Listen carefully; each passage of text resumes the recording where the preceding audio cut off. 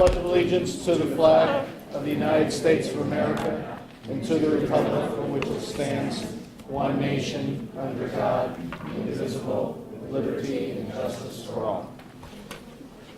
I know Mr. McCann is delayed a bit. He'll be joining us in a few minutes. I guess before I get a motion to accept the agenda, if I could just ask that items 6.1 and 5.1 be flipped, please.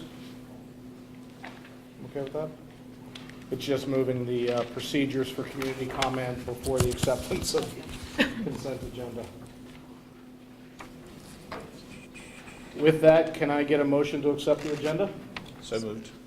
Second. All those in favor? Aye. 4-0. And now I'd like to turn the microphone over to Dr. Harrison for some special student recognitions. Good evening, everyone.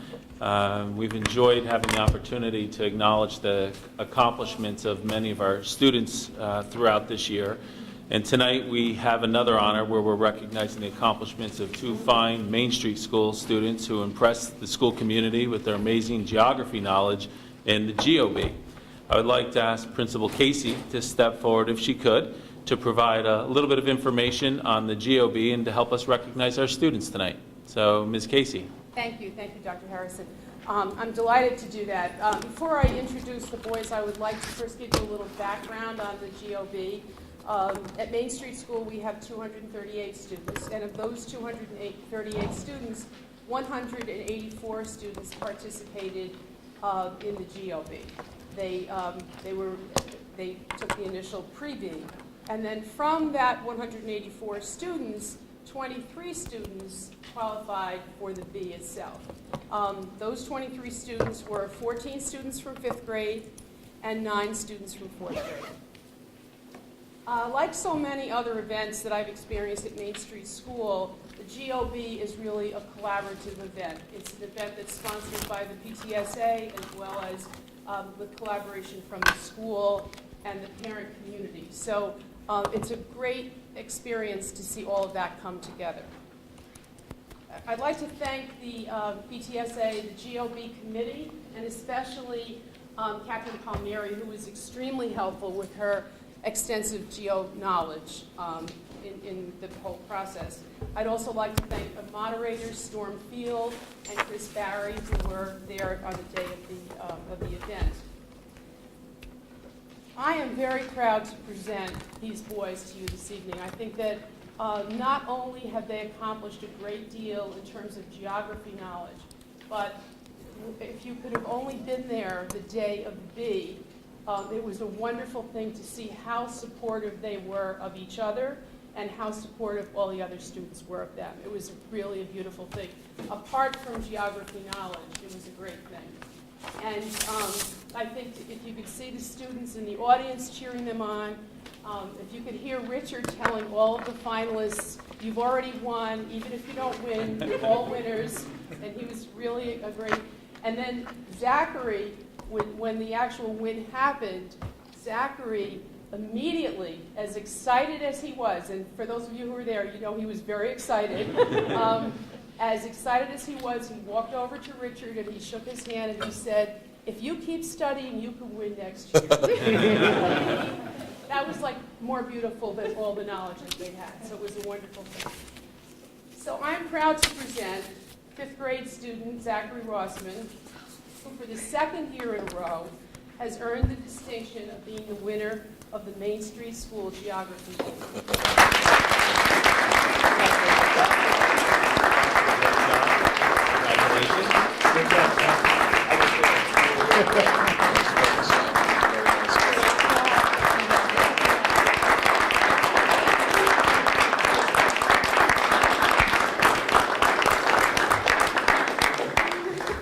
I am equally proud to present 4th grade student Richard Ackerman, who during his first year at Main Street School was the runner-up in the geography bee.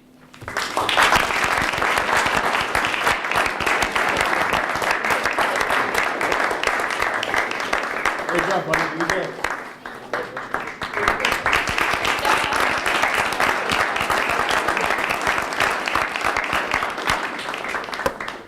Zachary and Richard have demonstrated their commitment to learning. Their success in the Geography B was the result of many months of hard work and studying. At Main Street School, the habits of mind are integrated into instruction in all classes. One of those habits is persistence. Calvin Coolidge said, "Nothing in the world can take the place of persistence. Talent will not, genius will not, education will not. Persistence and determination alone are omnipotent." Zachary and Richard have not only applied their talent and their intelligence, but have demonstrated persistence in their quest to rise to the top of the Geography B. I congratulate them, I'm very proud of them, and I encourage them to continue to use these skills in all their future endeavors. Congratulations.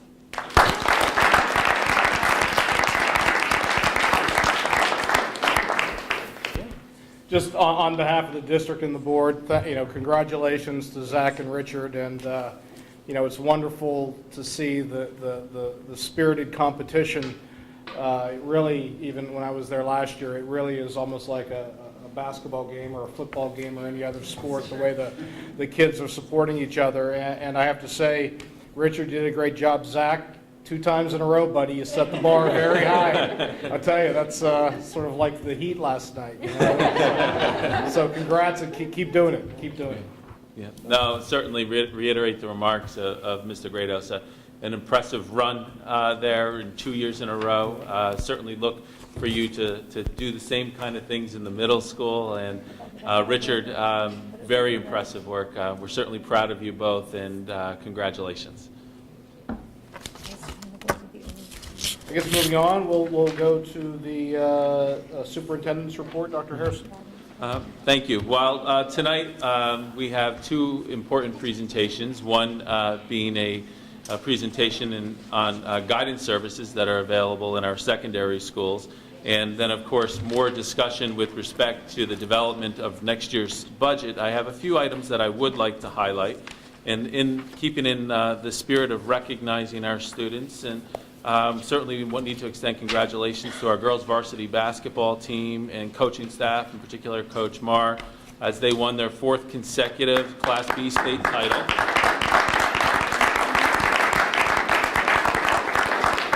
While they had a very close game, I think, on Friday, that inspired them as they headed into the championship game on Saturday against Woodbury, where they defeated their opponents 78 to Waterloo, 78 to 40. We would have beat Woodbury too, by the way. We could have had both teams on the field. But in this run, one thing that's really impressive, that they are 36-1 in postseason play. And they head on this weekend to play for the Federation title. So our thoughts will be with them, and we look forward to recognizing the ladies at an upcoming board meeting once the season has concluded. Also, I do want to provide an update on the principal searches. As we discussed at the last board meeting on March 5th, we've suspended the search for a principal at Main Street School until the community and board have fully evaluated the space utilization study that will be released in the next few weeks. In the interim, we believe that it's very important to firm up plans to make sure we have high-quality leadership at Main Street School. Therefore, I'm pleased to announce that Ms. Casey has enthusiastically agreed to remain at the helm of Main Street School for another year. We look forward to, Ms. Casey, your strong guidance of our instructional programs and the continuity that you're going to provide for our students. We certainly look forward to the privilege of you being a part of our Irvington team for another year. So thank you, and we look forward to working with you.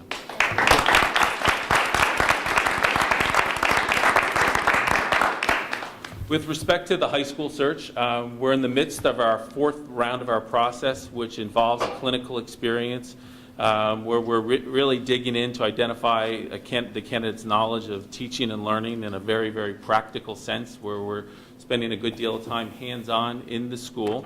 And I just want to give that vote here to remind everybody we're on pace to hopefully be able to make an appointment next month, and we'll release information as it becomes available. But I just wanted to let you know we're still moving along and making good progress. The final thing that I want to touch base on is that as we head into next year, we are required as a district to rebid the services for food services for the district. Certainly as a community, we benefit high-quality food services that can be afforded to our students, not only to try to provide a service that our students can enjoy, but something that is nutritional and healthful. With that said, we certainly are interested in designing bid specs that would reflect what the needs and interests here in Irvington. And with that said, I'd like to ask Ms. Miller just to say a few words about where we are in the process and what we should expect to come down the road. Mr. Bigley was hired by the district to act as our consultant. He has many, many years of experience in food service, contracted food service. He has already met with the principals and administration to gather input, as well as our current food service director. Right now, he will be in the district on April 16th to monitor a focus group at the board's request, and it will be comprised of, I believe, and the board can change this, probably 2 board members, maybe Robin and Maria, 2 PTSA, the president and vice president, 2 parents from each school, 2 students from the middle school, and 2 students from the high school, and that would be 16 individuals on the group. And you can change that however you like. Also, too, is there's 2 options. He only has that one day available, April 16th. And he can do the group meeting either from 1 to 3 in the afternoon or 4 to 6 p.m. So I just need your determination. All right, can we get back to you tomorrow? Okay. I mean, I think in terms of the parents, I just think there's some key individuals who had a lot of experience who I think would make sense to include. So I kind of going over your numbers, I just, as long as we include the key, the right people who have the right experience, who a lot of people have spent a lot of time in the past going through this, and I think that might be helpful, as well as some who haven't. So I'll take all names. we might add another parent or 2 if we need to get the right people on. Whatever you decide. Okay. Thanks. Yeah, I was just going to, may interject, I think we can have some conversation with the PTSA to coordinate that, and we certainly want to engage folks that have been involved in this process and have the experience and knowledge that was gained from the last time we went out to bid and addressing what our needs and concerns may have been. So we're certainly open to that. Do either of you feel strongly about being there? I mean, because I would like to be there since I do work at Food and Wine Magazine, so. No, I really. Not that I'm going to encourage. You're going to do a story on the Irvington? Not that there will be no wine in We'll keep our. the wine out. I can honestly tell you that when we were really involved in this, Tanya was the board member who was very involved. So you're welcome to take my place. I'm happy for that. And I think you've been pretty involved in the PTSA level, so it probably makes a lot of I think you have sense 2 volunteers. for you to be involved. Great. Just food, no wine, I promise. And one other issue that has arisen during our conversations, and before we put it out to bid, is I have worked with Mr. L., and currently, I'm sure you're aware that the kindergartners are not part of the food service program, that they bring their lunches from home and eat in their classroom. We have the opportunity of offering them the food service program where they can eat in the cafeteria. Mr. L. said that it would not be a problem to create that time slot. So it would be up to the board to give me direction as to whether you want me to open up food service to kindergarten, because it has to be filed with the state as to the grade levels you're providing. I didn't hear what you said. It has to be what? Included. It's part of the RFP, you mean? It's, and also, yes. But we have to notify the state. One part, this is interesting, is the state has to approve the RFP before we publish it. And that's why it has to be done this early. Well, I mean, on this issue, and I guess speaking from the only one of us that has a kid going into kindergarten next year, I don't know. I mean, I don't know what parents would think about it. Can we send an email to all the parents of kindergarten kids and say, what do you say? No, They're your kids. no. Parents in No, kindergarten no. don't I just- necessarily know. Yeah, we don't know who they are yet, but I guess just from, we Well, just, Can we, Why don't- I wouldn't mind hearing from Randy before Okay. we kind of speak for a second. I mean, because you're right there living it, and I mean, do you think it's a plus or a minus or a neutral? How do you feel about it? Well, kindergarten students in plenty of other schools are able to manage the cafeteria. It will certainly be a learning curve for them. But it's sort of been a mystery to me as to why kindergartners haven't been a part of the service program at Dallas Lane since I arrived. And it seems to be that it just always has been that way.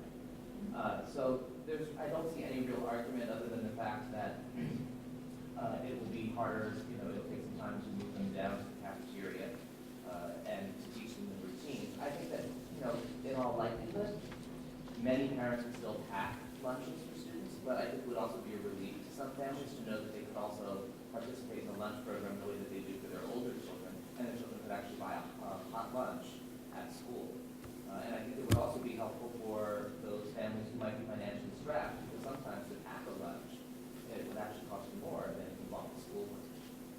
And the other benefit is the kids who get free lunch, you don't get it if you're in kindergarten because they don't go to the cafeteria for lunch. So these families would benefit from that because now they would, their older children would get the free lunch, but now their kindergartner will too. I'm also assuming it would make our RFP slightly more attractive because it would be a little more revenue that we would be projected to generate. Sort of sounds like a Good no-brainer. thing. Yeah, I agree. Sounds like it makes sense. I think, Sorry. Jim, anything? If Randy's comfortable with it, he's the one who's going to deal with the problems if they ensue, so have at it. The other thing that I would say is that it would also mean that now in Dallas Lane, we would be able to implement the metalwear policy across the 4 grades, where right now, students who have allergies and subjectness in kindergarten are placed in specific classrooms because of the lunch being consumed in the classroom. So we have to be really cautious about that, where this way it could be a school-wide initiative and there would be consistency across the board. I think we have a consensus. Okay. I think that makes Yep. sense. So I'll await to hear from you tomorrow if you want the 1 to 3 or 4 to 6 p.m. slot. I would think 1 to 3, 1 to 3? especially if we're including parents, because then they have to deal with, Okay. I'll Okay. notify, childcare issues and. I'll notify especially Mr. Dallas Bigley Lake. tomorrow, and perhaps the PTSA can help me set it up. All right. That's all I have for this evening. Thank you very much. I guess at this point, with the flip in the agenda, if there's anybody in the community that has any comments on items that appear on the agenda, we'll take those now with the caveat that since there's a budget presentation, we'd like to hold questions regarding the budget until after the presentation, and we'll have time for people to bring up comments then. So other than the budget presentation, is there anybody that wants to make a comment about anything on the agenda? Okay, hearing none, we'll go to the consent agenda. Does anyone on the board want to discuss anything or pull anything out from the consent agenda before moving forward? No. No? Can I get a motion to accept the consent agenda? So moved. Second. All those in favor? Aye. 5-0. Now, I'd like to turn it back over to Dr. Harrison for a presentation on our guidance services. Very good. Well, thank you. Elaine, if we could get the presentation ready, please. This year, we've had a new face move into our guidance department, Mr. Lester Eggleston, who has come to us from out of state, but with Westchester roots. And Lester serves as the chairman of our guidance department. And we've invited Lester and Dr. Moe to join us this evening to provide us with a little bit of insight to the goings-on of the guidance services in the Irvington School District, and for us to get to know Lester and his thoughts about what he's seen. And with that said, gentlemen, the floor is yours. Come over here.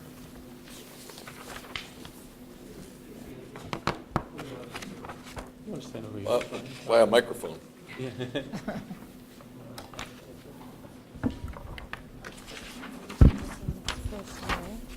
Okay, so this is really going to be mostly Lester's presentation. I'm here really to introduce, and then if there are some historical questions that come along, I seem to be filling that role more and more often these days. But I want to talk just briefly about Lester in particular, and then just a couple of words about the guidance department in general. Lester comes to us from Lexington, Mass., where he was the chairperson of the guidance department for 7 years.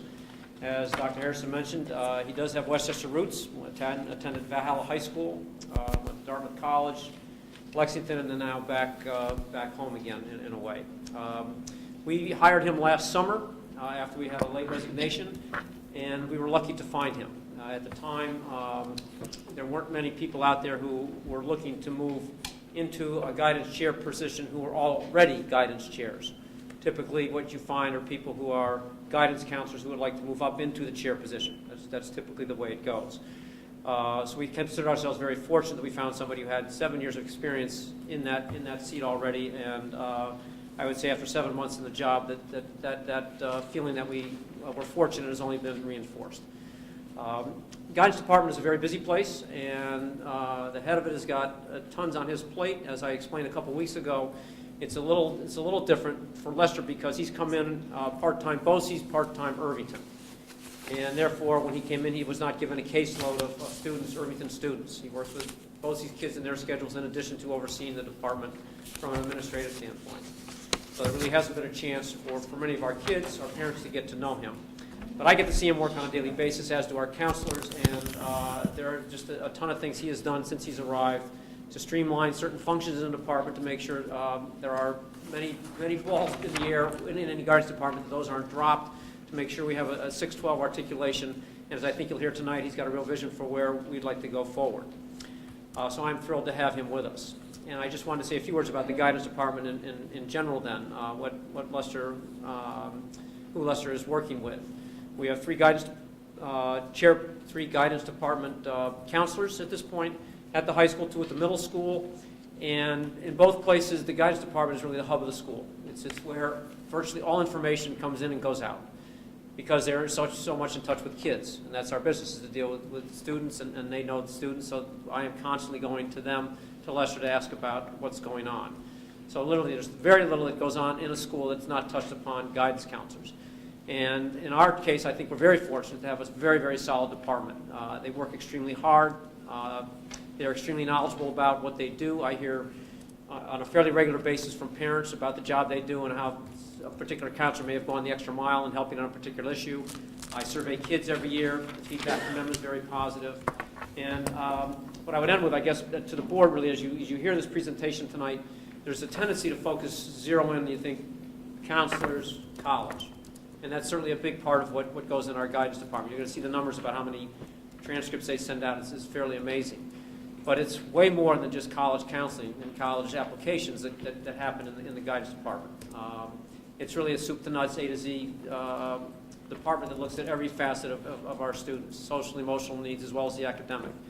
And it's rare for me to walk by a counselor's office where there's not a student or a parent or a teacher in that office. It's pretty much from the time they arrive to the time they leave, they are working with people and trying to figure things out with them. And again, I'm very proud of our department. I'm happy the way Lester is going at this point, and I'd like to turn it over to him and let him carry it further. Lester, over to you. And I'll just stay up in case somebody has a question. Good evening. Thank you so much for allowing me this opportunity to speak to you all this evening. And to start off, I'm going to take the larger view about where we're trying to head and why we're trying to head there by looking a little bit at the national model. The national model was started by the American School Counselors Association back in 2000 as a result of some work done by some leading counselors in the field in the late 1990s. It's more of a response to some of the interest during school reform era to get rid of school counselors because they didn't see a role for them in the coming reforms. So what they decided to do as counselors was say, what's our role, what can we add to the equation, and how can we quantify that in a meaningful way? So they decided to focus on 3 domains. Those domains are academic, social-emotional, and college and career or post-secondary planning. And the key to the model has to do with ensuring equitable access to rigorous education for all kids. That means, looking out for every single kid that walks through our doors. These are the same goals that are the same for any administration that working in our schools. Identify the knowledge and skills that students will acquire as a result of a comprehensive school counseling program. A good example of that is college readiness. Are we preparing kids to be where they want to be after they leave our doors, and make sure it's delivered in a systemic fashion. The same things that you offered last year should be offered to the next grade the next year, not changing things due to the flavor of the month, but have a calendar and a plan for every student on a regular basis. It's data-driven. Again, you're looking at what you're doing, how you're doing it, and is it making a difference in the lives of our children? And it's also provided by a state licensed school counselor, of which we're fortunate to have those at the middle school and high school level. We don't have it at the elementary at this time, but in some states they do. This is a model that was adopted in many states, and they've either created versions of this on a state level, like New York State is one of those, or they've just adopted this model wholesale as part of what they do. The four domains of any school counseling program start with the foundation, where you identify the beliefs and the mission of the counseling department. We've been spending a lot of time, I've been personally spending a lot of time trying to get to know the philosophies of each of our counselors, 6 through 12, but more importantly, as I'll explain later on, we as a department have been talking about our mission as a department and how that will outline what we do going forward. You also look at a delivery system. Where can we get the most bang for our butt?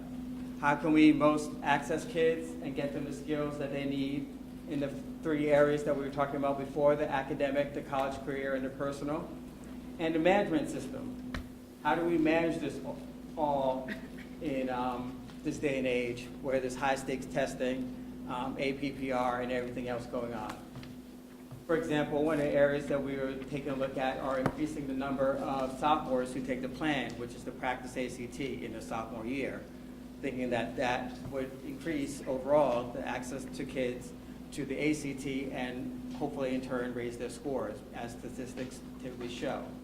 The accountability system, how or what we do, is it effective? Do we administer surveys? Do we administer it to the kids? Do we administer it to the teachers? Do we administer it to the parents in the community? And how does ultimately what we do make a difference in the lives of the kids on a day-to-day basis? These are questions that we'll continue to ask ourselves as we go through this process of evaluating our program.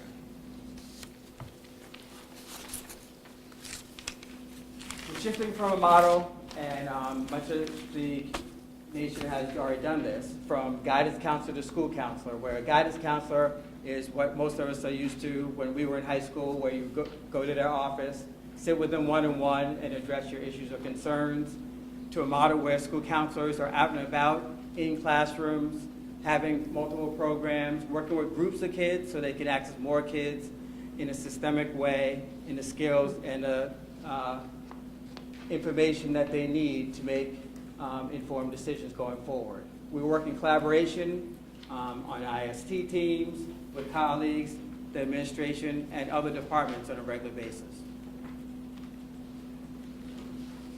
So what does this look like for school counseling in Irvington?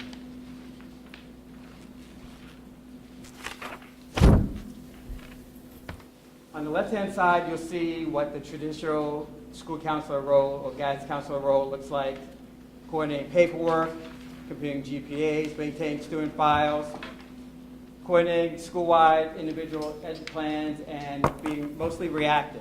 On the right-hand side is what we're striving for on a regular basis: individual student academic plans, analyzing GPAs, not just calculating them, interpreting the student records. Are there certain trends that we should have been aware of early on, or the trends that can inform our decision-making going forward?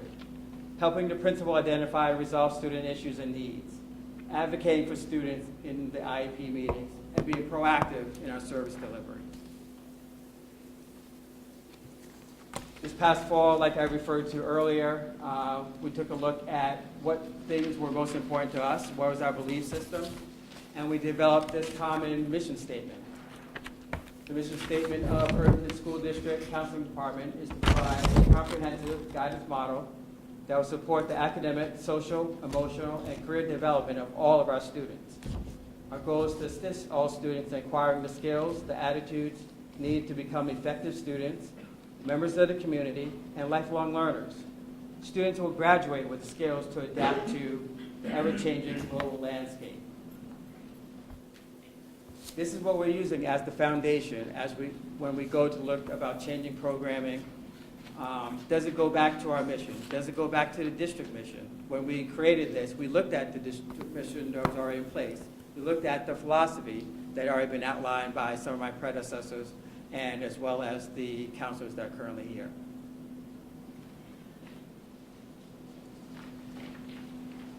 So our goals going forward are, and these are things we've been working on this year as well, are to review and revise the comprehensive guidance program we have, 6 through 12, and really focus on the areas of greatest need. That may be in the college admissions process area, but it also is in dealing with the social emotional needs of our students, developing resiliency, particularly in the middle school levels, as their academics and their demands increase, to increase counselor time spent on classroom guidance activities. We have a great program in place at the middle school where the counselors are often in classrooms working with each grade level on a number of skills, and ultimately our goal is to try and infuse some more of that into the high school as well. To link the programming at the middle school and high school together so that it is progressive. Just like your children are learning English, math, science, social studies, foreign language, and there's a tie and a link and a progression in those things. We'd like to see the same progressions in what they're learning from our counselors. Again, reducing the reactive tasks that we're doing, and hopefully by infusing this guidance model into what we do, that will decrease the amount of reactive things that happen and increase the amount of proactive activities we can provide to our kids.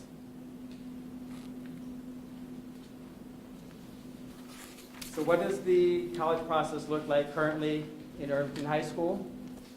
Starts in junior year in a formal way with our junior night, which this year was hosted in December.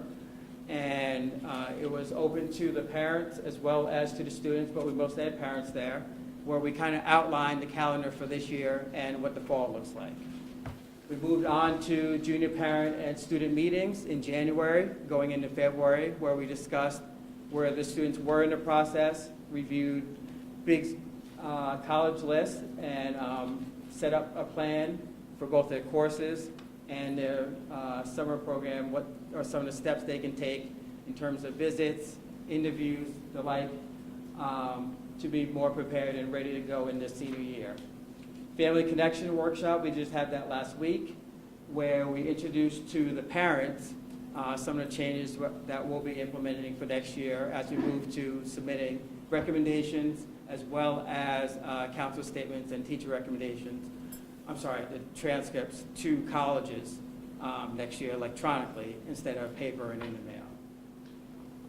We also have to train the kids on the same tools and information, so we'll be hosting some workshops for the kids during the school day to bring them up to speed on some of those changes, and also give them a tool to use to monitor their progress throughout this experience going into senior year.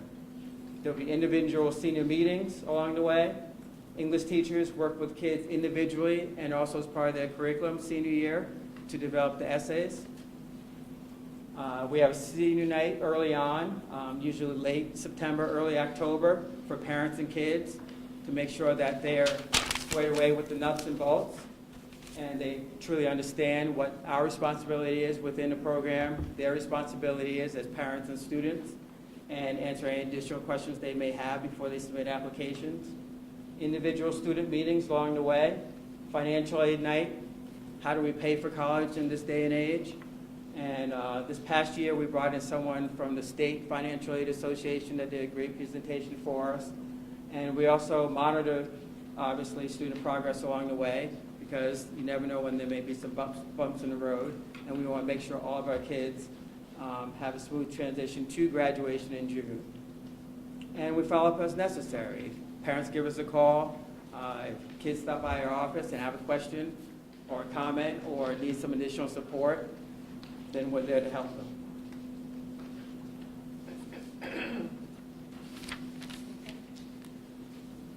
This is information pertaining to our current senior class of 2013, where we have approximately 97% of the senior class is applied to a school at this time. That includes community colleges. Since November, probably since October 15th, we've mailed off over 1,400 transcripts to colleges, as well as additional 1,400 media reports to those same colleges because they asked for updates after the semester break. At the end of the day, the question is often asked of us, how many applications should kids be sending out? And at this date and time, we can say that the kids have roughly been sending out approximately 7 applications this past year per student. Obviously, there are students that are sending out a lot more. I think the highest are somewhere in the 20s. But we also have kids that this is the school we want to go to, this is where I want to apply, this is where I want to get in. So they apply to that one school, and hopefully everything is matched. Acceptances. As of January, and this is mostly as a result of our early decision, early action enrolling decisions, we have kids accepted at over 80 different colleges. And we have students that have reported that they're going to be matriculating to over colleges in 12 states next fall. 26% of our students got an early decision. Again, through early action, early decision in the first round between October 1st and probably around December 15th. And these numbers will change significantly as kids hear more and more their decisions between now and April 15th deadlines.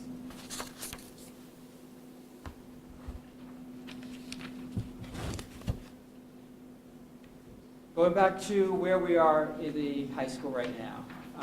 We've hosted a number of programs. We've been very busy this year,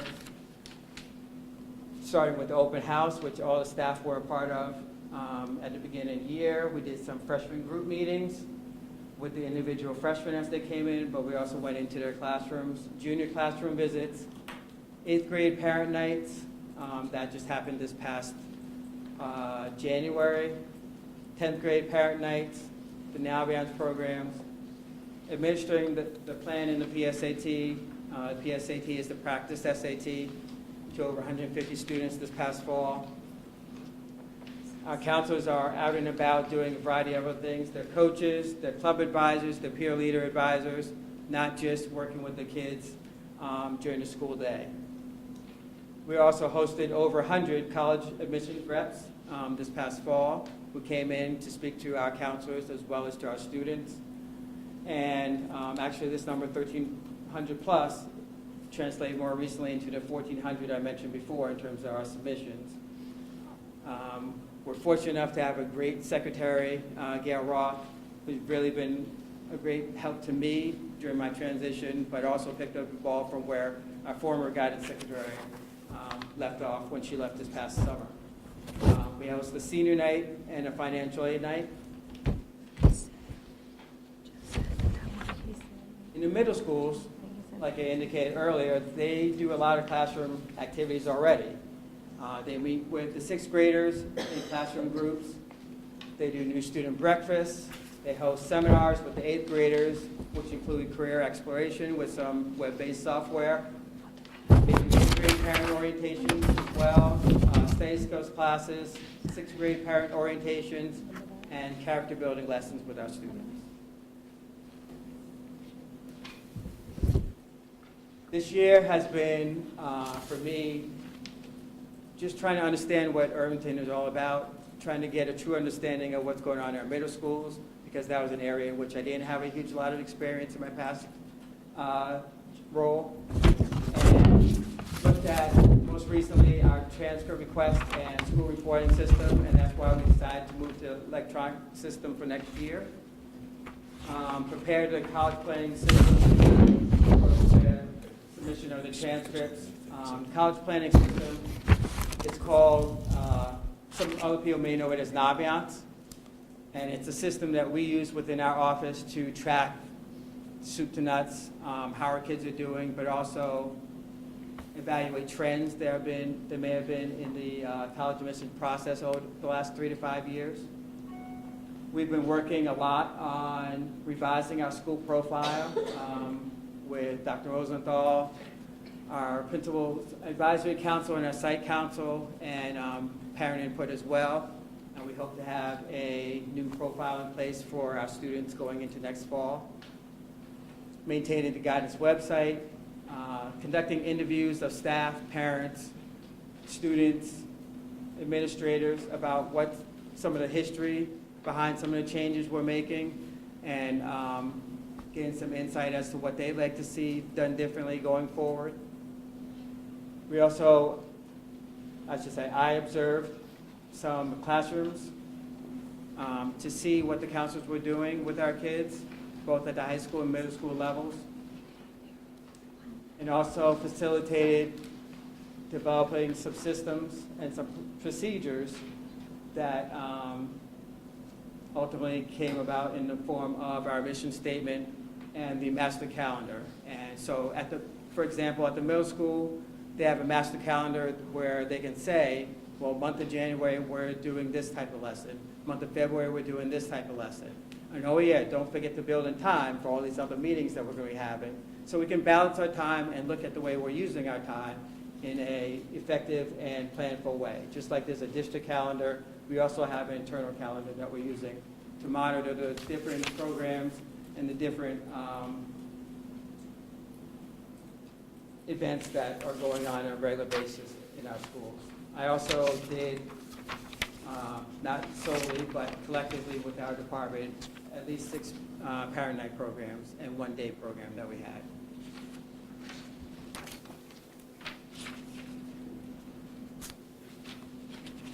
So what's my role in this big picture thing?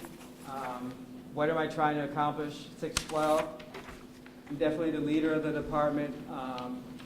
You all will be looking more and more to me to be reporting out on what we've been doing and how effectively we're doing it. Juggling all the different balls that come across, and definitely an advocate for our department to make sure that they have the resources, the tools, the professional development that they need to do their job to the best of their ability. I'm constantly providing supervision, both group and individually, to our counselors so that they have a sounding board for some of the questions and concerns that cross their desk.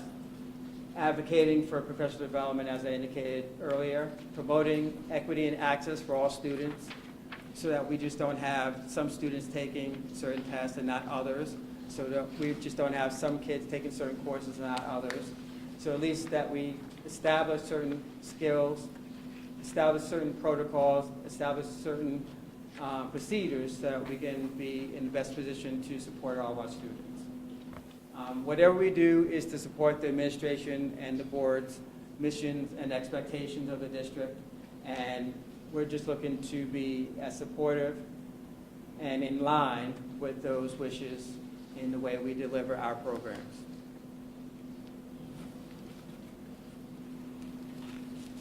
In order to do this in a mindful way and a planful way, we have to get in a routine of how do we look at our practice, what are we going to do differently, how are we going to collect data to make sure that we're in line with our mission statement that we work so hard on. And it starts with walking through each of these steps, identifying the areas of greatest need, determining the priorities, developing the intervention plans, piloting the interventions. Some will be great hits, others not so much. But you collect the data to determine whether they are successes. Evaluating the data, disseminating and reporting it out to our constituents, and then determining the next steps and working from there. This isn't something that is greatly new because we already have some programs in place, but using the same process around each of those programs, both the ones we currently have and the ones going forward, will help us as we look to continually evolve and improve as a department.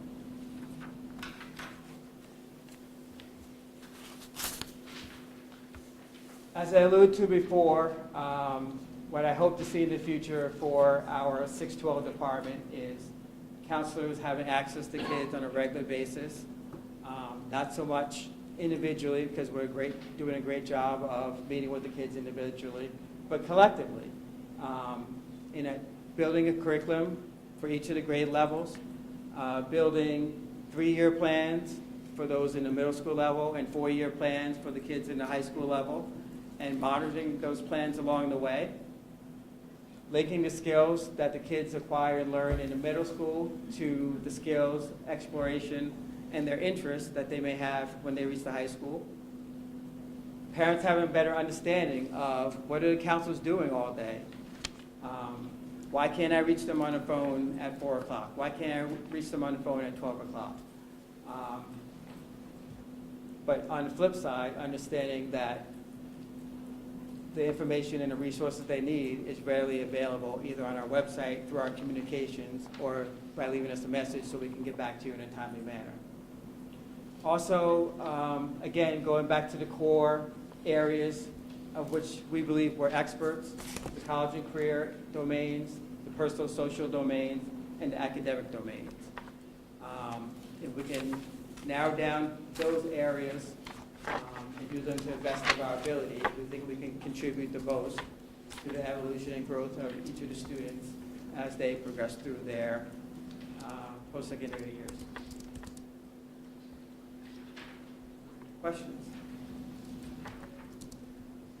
You know, I guess before, we could take everybody's questions, but the thing that it was a wonderful presentation, thank you, and I'm sure the board members are going to have individual questions about the presentation, and we should.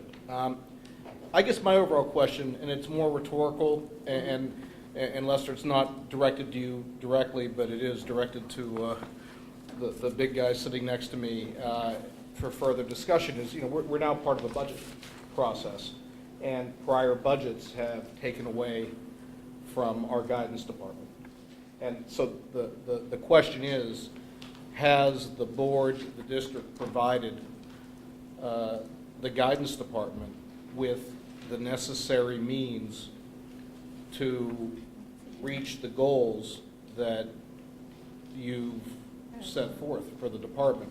I'm not expecting an answer right now, but I think for us, as part of the budget and looking forward into next year, I think that's ultimately what we're going to need an answer from the administration, because clearly our job is, you know, providing these services to kids and college readiness and college applications, and understanding that the guidance department is much broader than that and what it does on a daily basis.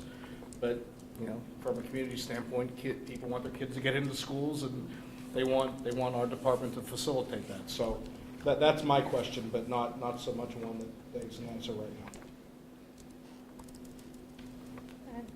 I have a couple of specific things about the presentation, and I have one or two general.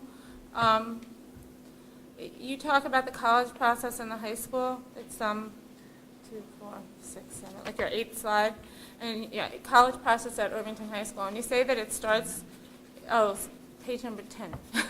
And you say that it starts with junior night. And I'm just wondering, you know, from what I've heard from a lot of people who are out there, that the college process really starts in 9th grade. Is it not? I mean, do we kind of view it as a 9 to 12 process, or do you just view it as an 11 to 12 process? I'm a little confused by that slide, and you know, how the process is viewed by guidance. I think the actual process of looking at schools and looking at what you're looking for in a school starts really in the junior year. I think post-secondary planning and looking at the skills, the evaluation of self, the career interest inventories, those all start in the 9th and 10th grades. For example, in 9th grade, we do learning inventories with the 9th graders so that they understand how they best learn, because that helps with their transition, that helps with their study skills, that helps with them in terms of being prepared academically to even have a discussion about college. In sophomore year, we also do career interest inventories with the sophomores. This year, we'll be doing it on the now advanced family connection system, so that the kids can be more knowledgeable about the areas of strength, the areas of weaknesses, but also what they're interested in, so that when they get to looking at schools, they're not looking at schools that don't offer a sailing program. They're not looking at schools that don't have a biology department or don't have a particular major that they're interested in. They're looking at schools that are more in line with their interests so that they can make more informed decisions when they're ready to reach that piece. So, But shouldn't guidance be working with the ninth graders in terms of charting a class schedule? I mean, I have an incoming ninth grader, and I'm already thinking, wow, I need some guidance as to what kind of classes my kid needs to take next year in terms of, to where he's going to end up in the college process. I mean, I don't really get a sense of that from what you're saying in here. I'm not sure I understand your question.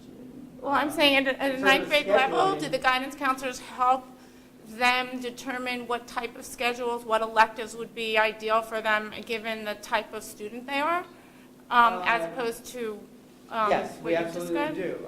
Okay. But in some areas, to be quite honest, there aren't a lot of choices, particularly incoming ninth graders. Uh-huh. It's pretty prescribed, the type of courses that they have. They may have 1 or 2 elective options, but Right. they don't have like 50, 60 to choose from because they're usually prerequisites to some of the more, Okay. fun electives that they may be interested in their junior and senior years. Okay. All right, and then on the same side, another question was, you mentioned that the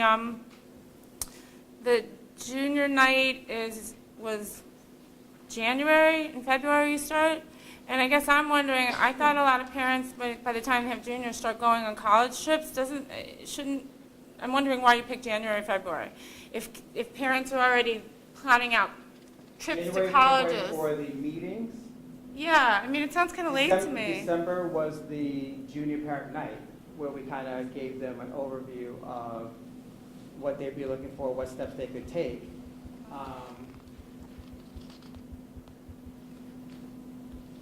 I guess it's a philosophical thing, but it's also a real reality thing.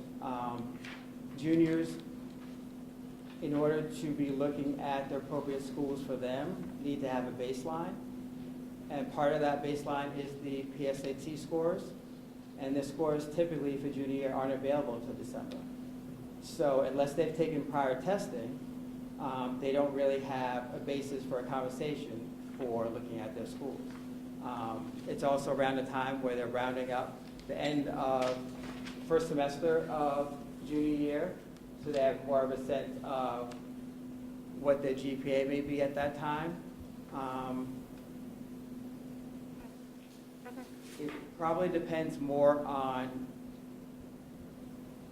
where the individual family is, as opposed to where the larger majority of our students are, and that's kind of where we base the timeline. And just another thing is, and just from your perspective, you had up on the slide that 26% of early decision acceptance rate. It sounds kind of low to me. I don't know what your perspective is of that, or what the guidance perspective is of that. I'd be curious to hear. That sounds kind of low to me.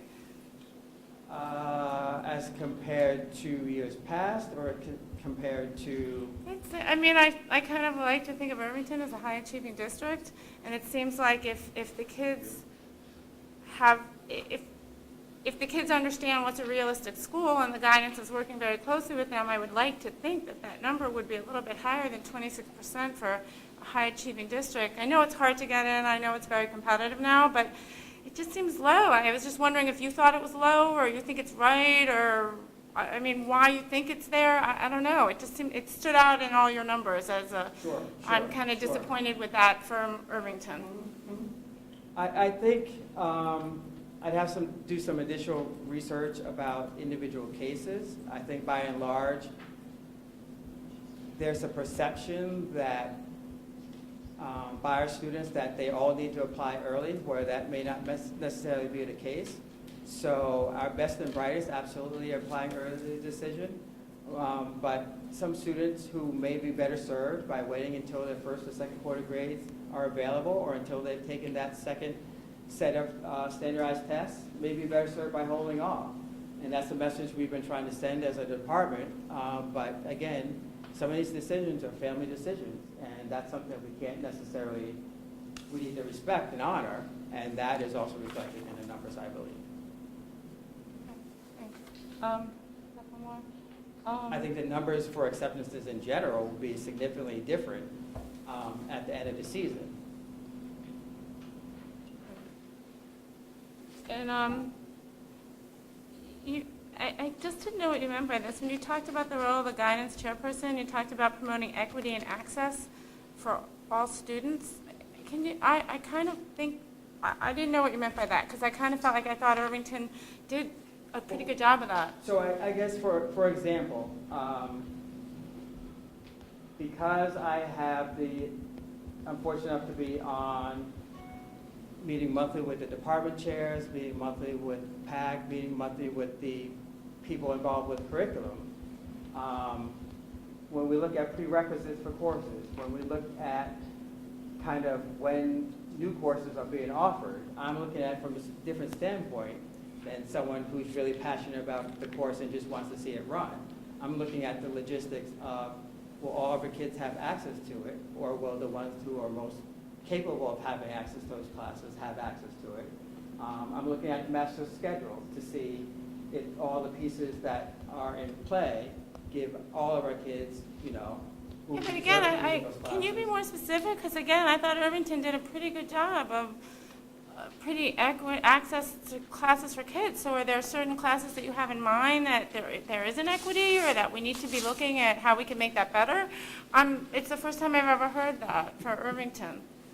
I would say there's necessarily a glaring problem right this second, but I think as we look at our master calendar, as we look at electives, when they're offered, how they're offered, as we look at prerequisites and any changes we make, it's from a standpoint of not necessarily being reactive to a situation, but being thoughtful and mindful of the impact it has, both short-term and long-term, on the kids that follow. I'll jump in that, because it's kind of a little historical, I guess. And I would say, historically, we've done very well with this, because we do have open enrollment with our APs, for example. That's not true in a lot of other schools. And we say, if a student wants to try AP American History, be our guest, you do that. I think we've worked real hard with our special ed population to make sure that they have access, and they're encouraged to take courses that stretch them.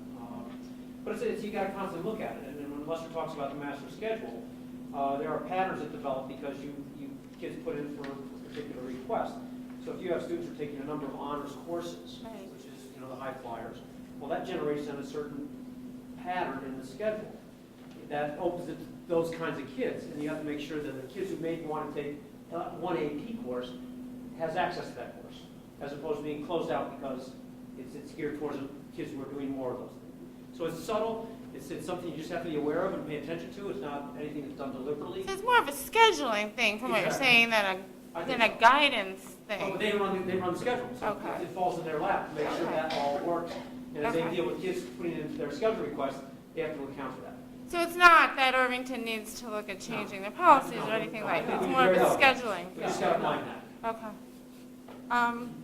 And then I also didn't exactly understand, you mentioned it a couple times, linking the skills they learn in middle school to what they do in high school. And I didn't practically understand what that meant. So it's a program thing. For example, the kids are doing career exploration at the middle school level. Well, it shouldn't just drop at the middle school if you're interested in being a doctor, a lawyer, or opening your own business. In 8th and 9th grade, you should be able to reflect upon that when you get into doing it as a sophomore, to see if your interests have changed, to see if your thought processes about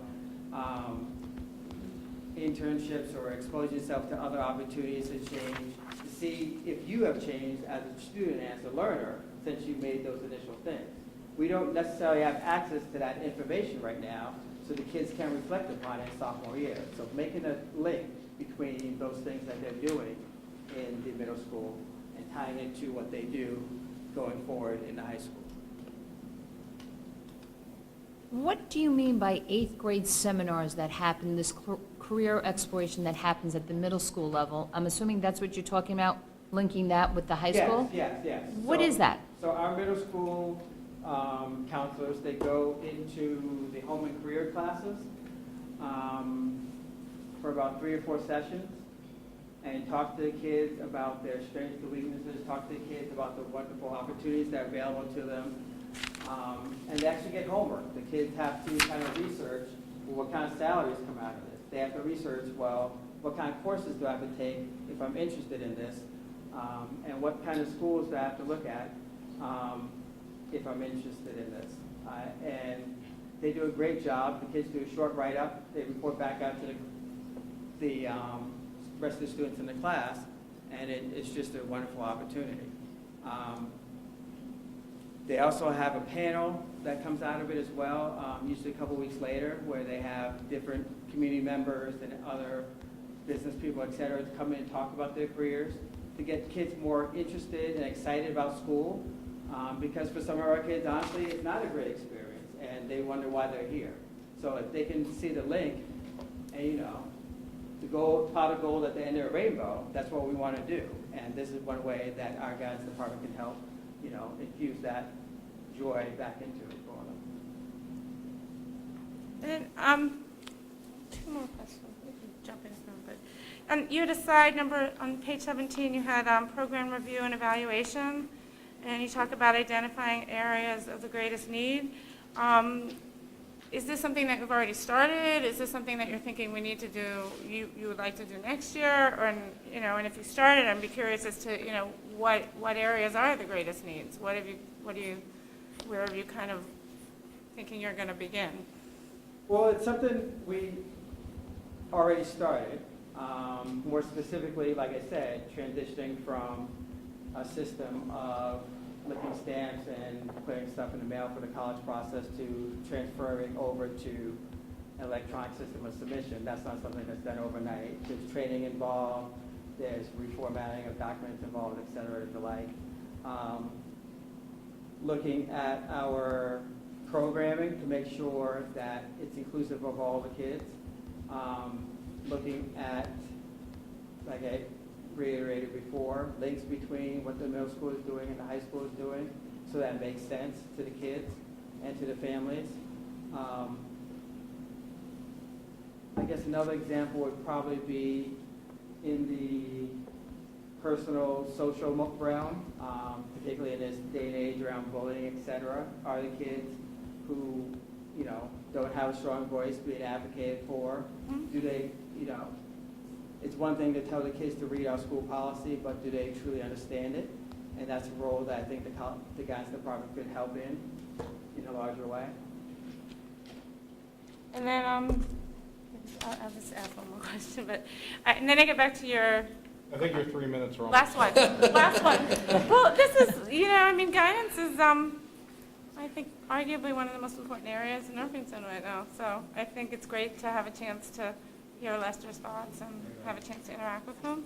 But so I go back to your slide on page 9 of guidance department goals, and I guess your first goal to me is, I guess you have 4 bullet points. I didn't know if that meant you had 4 goals, but the goal would be to review and revise the comprehensive guidance program to support all students. I mean, that's very broad, because I kind of was looking back at some of the goals and objectives that were done when a new person came in. I mean, I think it's so great that we had the opportunity to have a fresh set of eyes look at everything. But there were very specific objectives under each goals. Mm-hmm. And then at the end of the year, there were even, as a board, we were given a list of what was accomplished for each objective.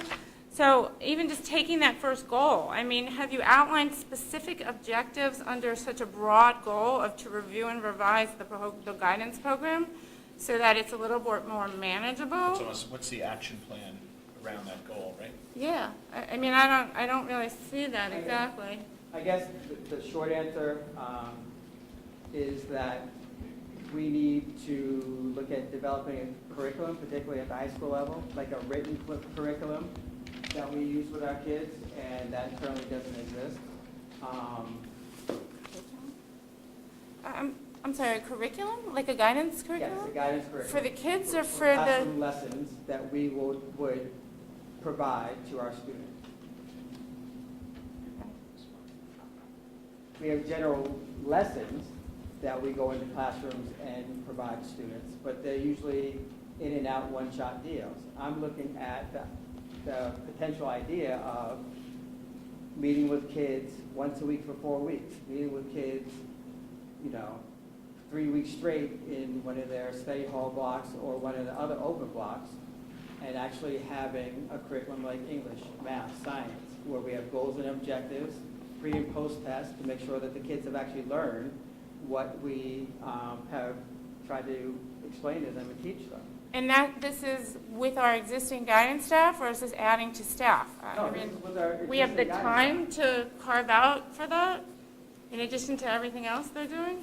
staff to develop the curriculum. To meet with students out, like every week for a couple hours? Sure, because the way we're doing it now is particularly, let's say, a good example is the junior meetings. You have 50 students and parents coming in at 15, 30, 40-minute intervals, where the first 20 minutes of all those conversations are the same thing. Talking about how to build a list, talking about the resources available, talking about the testing timeline, talking about what's on our website, talking about, not general resources and information that could be given to a wider audience one time, as opposed to being replicated 50 individual times. And then that gives you more time in those individual meetings to focus on that individual student. So it's reallocating time to make more time for those other things. Nice. Go ahead. Are you going to pause now? Or, yeah, I'm done. You're done? Okay. Thanks, Lester, for the presentation. It's great to hear your vision. You came from Lexington, right? Lexington High School? Yes. Yeah. And you were in the high school, not in one of the other district buildings, right? Correct. I was in the high school. Right. So in Lexington, it has it's a bigger school than Irvington, right? It's several thousand. 2,000. Yeah, that's what I thought. So it's really a pretty big difference in terms. Oh, actually, it's about the same. I guess we're 1,800 and they're 2,000, right? Sure. Yeah. So it's an interesting comparable to kind of look at Lexington and say, what, based on your experience there, could you bring with you to Irvington, and what were the needs that you saw very obviously when you came in here? Put it another way, thinking of Lexington as one example of best practices, what were those things that you learned from Lexington that you either brought with you here or still would like to implement here that are things that you learned from Lexington? I think first and foremost, consistency is key. From what I've learned early on, there's been a lot of redefining of the person in this role, and I think that that's had an impact on our ability to, not so much develop a common vision, but implement that vision. Going from part-time to half-time to a caseload, no caseload, all those things, I think have had an impact on our ability, because as I read through the notes, a lot of these things that I talked about today were talked about by some of my predecessors. I think the biggest thing I learned in Lexington is that at the end of the day, just like Dr. Moe is leaving, just like different leaders within my role have come and gone, if you have a comprehensive plan in place, not just historical history, but written down, it makes it a lot easier for folks to pick up the ball and roll with it.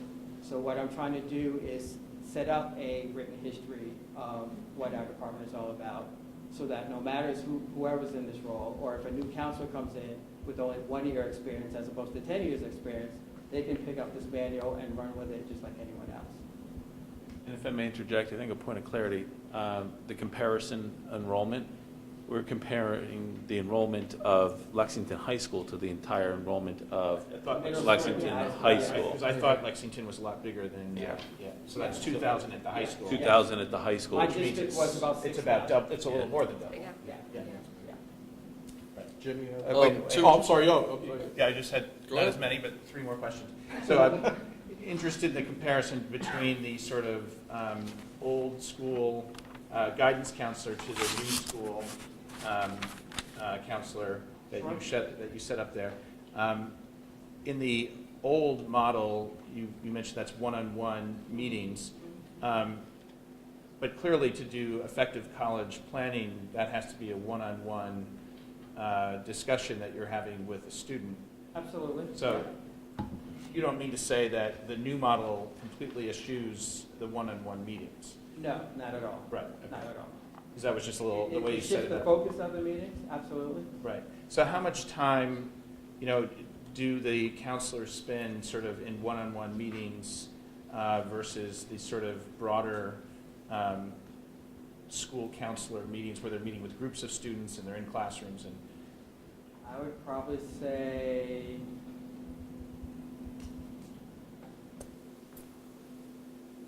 I guess that's what you call the caseload, right? probably 60% of the time is one-on-one meetings. I would say another 25% of the time are the 504 meetings that they're regularly attending, the IEP meetings they're regularly attending, the IST meetings or the student intervention team meetings they're regularly attending. And then another quarter are, the crises that happen on a regular basis too. The kid that comes to your door in tears, the kid that, realizes that they're in over their head in their AEP class and they're looking to see what their options are. The family that, just lost their home is homeless. Those things happen on a regular basis as well. So that's the other 10, 20%. Is it fair to say then that the school counselor activities where it's with groups of students, is that kind of a new thing that we're adding on, and that would be an additional amount of work that the guidance counselors would have to do? Developing the curriculum would be the additional work, but Right, that's the thing what that you're just professional answering. development opportunities and summer opportunities are all about. It's not something necessarily you rush through during the school year when you're in the thick of it. I think of it more proactive as opposed to reactive, meaning while you're dealing with the crisis, there may be 5 to 6 kids at the door that just have a quick question about the college process. But it's probably something that could have easily been answered had they had the opportunity to have more thorough and comprehensive meetings in the classroom setting. And even if it's something that they weren't able to answer, their friends may have been able to answer, or because they heard the same thing. Is that what Naviance is supposed to do in terms of sharing information sort of systematically? More data and statistic-wise, I but see. not in terms of nuts and bolts. Although they do have this cool new iPhone app that allows kids to keep on track. Haven't had a chance to look at yet, but seems like a pretty exciting thing that kids will latch on to. I realize I'm asking multiple questions. So it seems like there's a lot of information dissemination that you have to do. Sure. And based on what you're saying, a lot of it could be kind of rote in the Sure. sense that they just need. So are there new solutions that you'd like to implement, from a digital standpoint that we haven't budgeted for or we have a need for? Not at this time. Not at this time. I think it's more training and professional development. Like I said, some of the things that I've picked up, like in terms of maintaining our websites and our blast and the email list. My secretary was hired a month maybe before I was, so she's still learning along the line as I am. So a lot of those things we hope to, shift focus. It's more reallocating of resources, retraining of the way we even think about what our role is within the system. A lot of what you've seen today, the counselors are just, learning about, talking about, having conversations about. So talking about it and implementing it are definitely two different things. Last question. You mentioned evaluation. I think your 3 minutes is up. Yeah, I know. But in terms of the evaluation systems, I think that was one of your 4 domains, if I remember correctly. I can't remember which slide. Oh, reporting out at the end. Well, I think you were, I thought Jim was going to ask this question. I haven't gotten the ability. Oh, the accountability system. How are we doing? Because Jim's all about accountability. What methodologies were you planning on using to measure the effectiveness of the guidance department? That I've been there's still discussions about the most effective way to have these communications. The average survey usually gets about a 30% return rate at best. So you also want it to be effective and you want to reach as many people as possible. Do you do a blast? Do you do a survey monkey? Focus groups even? Yeah, yeah. So I think right now we're at a point where we're doing our own internal audit where we're trying to figure out how we think we're doing. The next step for us would be talking definitely to kids. An example of a media reporting thing I would have to say would be we informally interview our seniors next door. This year we will be administering a survey to them to see how they felt about this whole process as part of the growth model for counselors, and we'll definitely take that feedback into consideration. Does this go to the parents and the students, or just the students? Survey.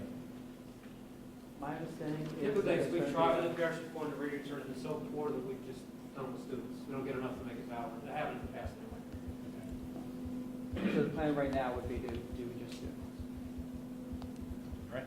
So, Wait, over I have the... one more question. Go ahead. No, I'm kidding. So the last few years, I'm going to say, my opinion has been, every board member has been wanting something more from guidance. And it seems to me from your presentation that you have quite a full plate, and you're trying to make us more efficient, and it seems like you are part of the accountability crowd, all right? You're using the buzzwords that I get a tingle from, okay? What I'm concerned about, if you could just help me understand this a little bit. So at one point you said, I'm meeting with the counselors, the three guidance counselors and maybe the ones in middle school, and you said, I'm learning their philosophy, all right? And philosophy to me means something that's inherent to me, and it's only me, and I only do what I'm doing. And I'm just wondering, on an accountability basis, how are your people who report to you accountable to you? I mean, I've gotten the sense in years past, we've been a little bit of a Wild West guidance program. And I think you're here because previous teams have failed, all right, for use of a strong phrase. So what I'm trying to understand is, how do you herd the cats, so to speak?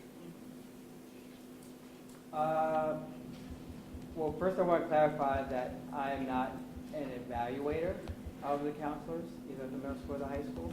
But in the way I look at it, you're responsible for them, and in my parlance, I only want one throat to choke, okay? So, I mean, I'm using phrases that I use, all right? I think that's Dr. Moe.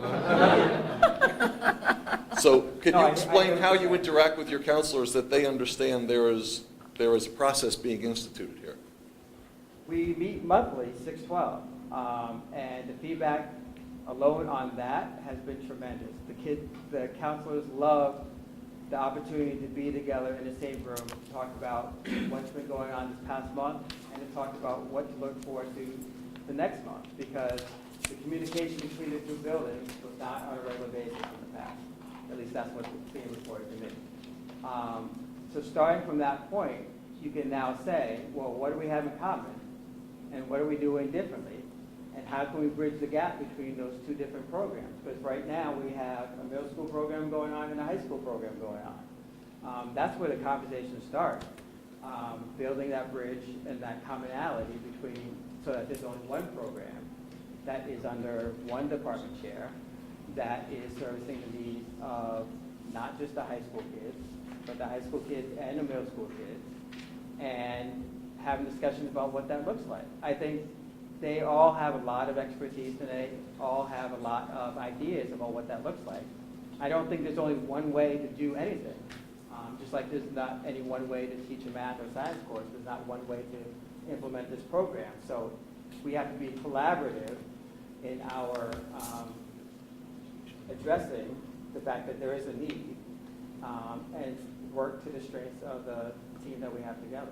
Last comment, thank you, that's helpful. You know, I listened to, I read the presentation, you know, earlier and then saw it tonight, and I listened to everything that you said, and the one thing that I think is possibly needs to be revisited, all right, and considered is a little more involvement with the parents at home. You know, I don't know what kind of reporting is coming back to the house, all right? From what was just exchanged between you and Scott, you've decided to keep the parents out of it. And maybe I misunderstood it because, you know, but the simple fact is, I don't know how much reporting you're doing into the house. And I think the parents would want to have that. If we're creating a curriculum for guidance, that curriculum should include a regular email as to the progress of the child. Because if we're readying the child for college, you know, that's a part of it. We do a great job taking care of the kids, you know, K to 12. But really, our parents on that side of the audience are expecting 13th through on, and the transition is critical. And that's one thing we don't do very well here. So I would love it if you maybe have a conversation with your team and say, how do we engage the parents? Sure. And the first year, it might be a 30% feedback. Okay. But when you gain credibility, the next time you do it, you'll get 36% and higher and higher. So I would love you to consider that. Not consider it. I'd love you to do it. No, it makes sense to me. I totally appreciate that. Thanks. I want to thank Lester and Dr. Moe for the, oh, I'm sorry. I have a question about the We do, non-hands. could we, if you have another question, we need to take a 5-minute recess. So could we do that, and then we'll come back if you have another question? Okay, so we'll start back again at exactly 9 o'clock. Thanks.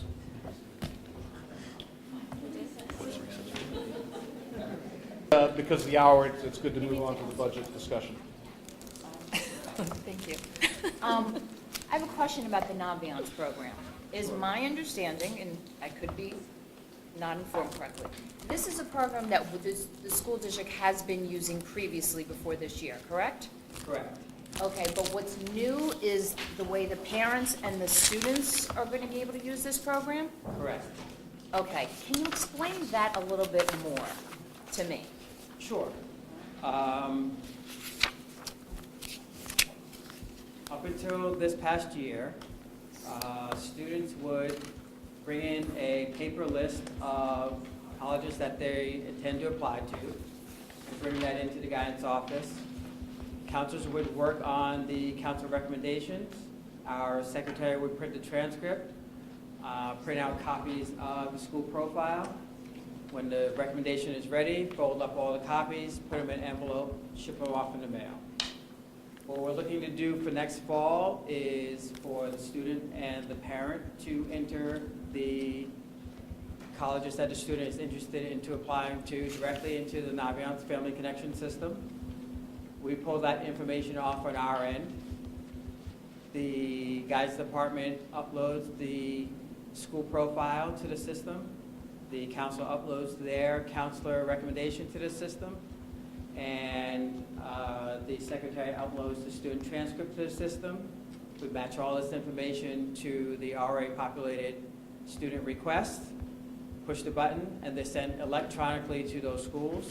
A confirmation comes up that says the date that the information was sent off to the schools. Parents and families can look online from their side and see the date that that information was sent out. And everyone is on the same page because everything is updated instantaneously. Okay, so using this program from a parent's perspective and a student perspective, they could see, for example, when mid-year reports go out, the transcripts go out, whatever information is going back and forth to the colleges, you could see that on this program?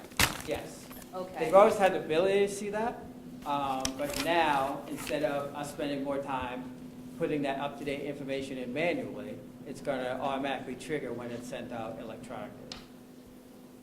So there was always a little bit of a lag time because obviously it takes a little bit of time to update the mail Right. portion for 1,400 transcripts. Okay, and this program is only as good as the parents and the kids are entering. Are you requiring all families to use this program to submit, requests for colleges and all of that? Is this the only vehicle? Unless they don't have internet access, that is our preferred method, correct. Okay. Honestly, we've been receiving half sheets of paper.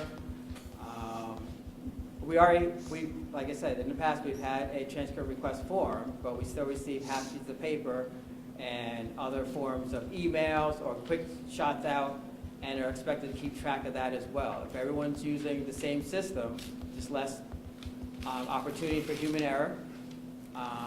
Because again, even under the old system, councils and secretaries would go in and put in that information, but there's a huge difference between University of Connecticut and University of Connecticut College. That doesn't exist, but I'm using that as an example. Right. But click the button, and tracking-wise, it looks like we're sending it to one school when we clearly send it to another. So the more we can reduce the human error, the better for everybody involved. Okay, but there are other arrangements for families, because there are families, though many people realize, there are families who do not have a computer at home, or they have a computer but with no internet access. Absolutely, absolutely. And you just reminded me, I got great news today that we recently received free computers in our guidance center that are hooked up and ready to go. We hope to have them in the fall, but they were just installed today. So students and families in that situation can also walk into the guidance center, go online, and do it there as well. Oh, that's great. Okay, great. Okay. I did have, but the break kind of threw me off. Sorry. It's okay. Well, obviously, it was a great first discussion. I know we've been looking forward to this for a long time. If anybody from the board has any additional questions, we could obviously address them to the administration and go from there and report back. But thank you very much, folks, for the presentation. Thank you, Lester. And at this point, I'd like to turn it over to Dr. Harrison for the featured presentation on the budget.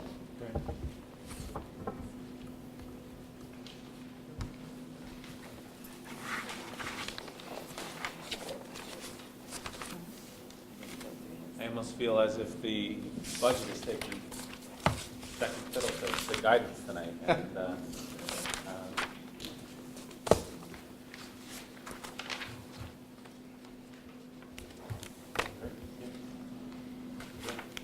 well, good evening.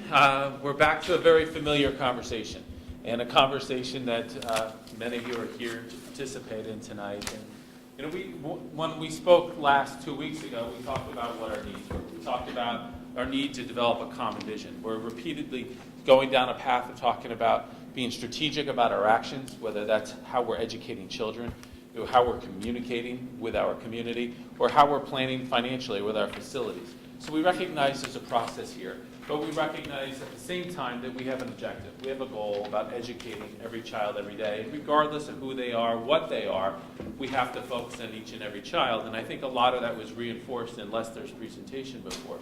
So we're looking at that pathway, that journey to get there. Well, what do we have to do to provide that high-quality learning experience for our children? We talk about these words in bold: creativity, new experiences, meaningful exchange, opportunities for collaboration around learning. We would need to foster growth of talents and interests, and by doing so, we're going to have that opportunity to provide that successful future for every student as they leave our doors. And we look at the budget as a blueprint for our success. We look at this as the foundation for which we can provide every one of these services, and in doing so, we have to make sure we're focusing on what the students are learning, how they're learning it. We need to make sure we're equipping the personnel and giving them the support that they need to be successful. And then looking at everything that surrounds the children and the students, and looking at where we're going. There's been a lot of reference throughout our budget presentations going all the way back to December and talking about what's happened in the past. And one of my focal points today is I want us to review what has happened in the past. We've had a lot of challenges, and going back to, we can look at budget data and we can see there was a tipping point around 2009. And at one point in time, there was a great effort to grow the district. We're expanding those opportunities. We're trying to promote students being introduced to new ideas, new concepts. And all of a sudden, there was a tipping point, and it seems to be around 2009. So we were expanding and growing the district. 2009 hits. No mistake that it tied to the poor economy that we were facing, struggles folks were facing in the community, desires from the community to start to rein in costs and spending associated with the school district. And there, we started to see reductions. And we saw a lot of educational opportunities begin to dissipate. There was some neglect to our facilities that we're paying the price for today. And we began to deplete the infrastructure that supports everything that is going on. So what I want to do is kind of walk through a little journey. This is maybe a little bit of shock and awe, but just to really process what has happened in the last few years.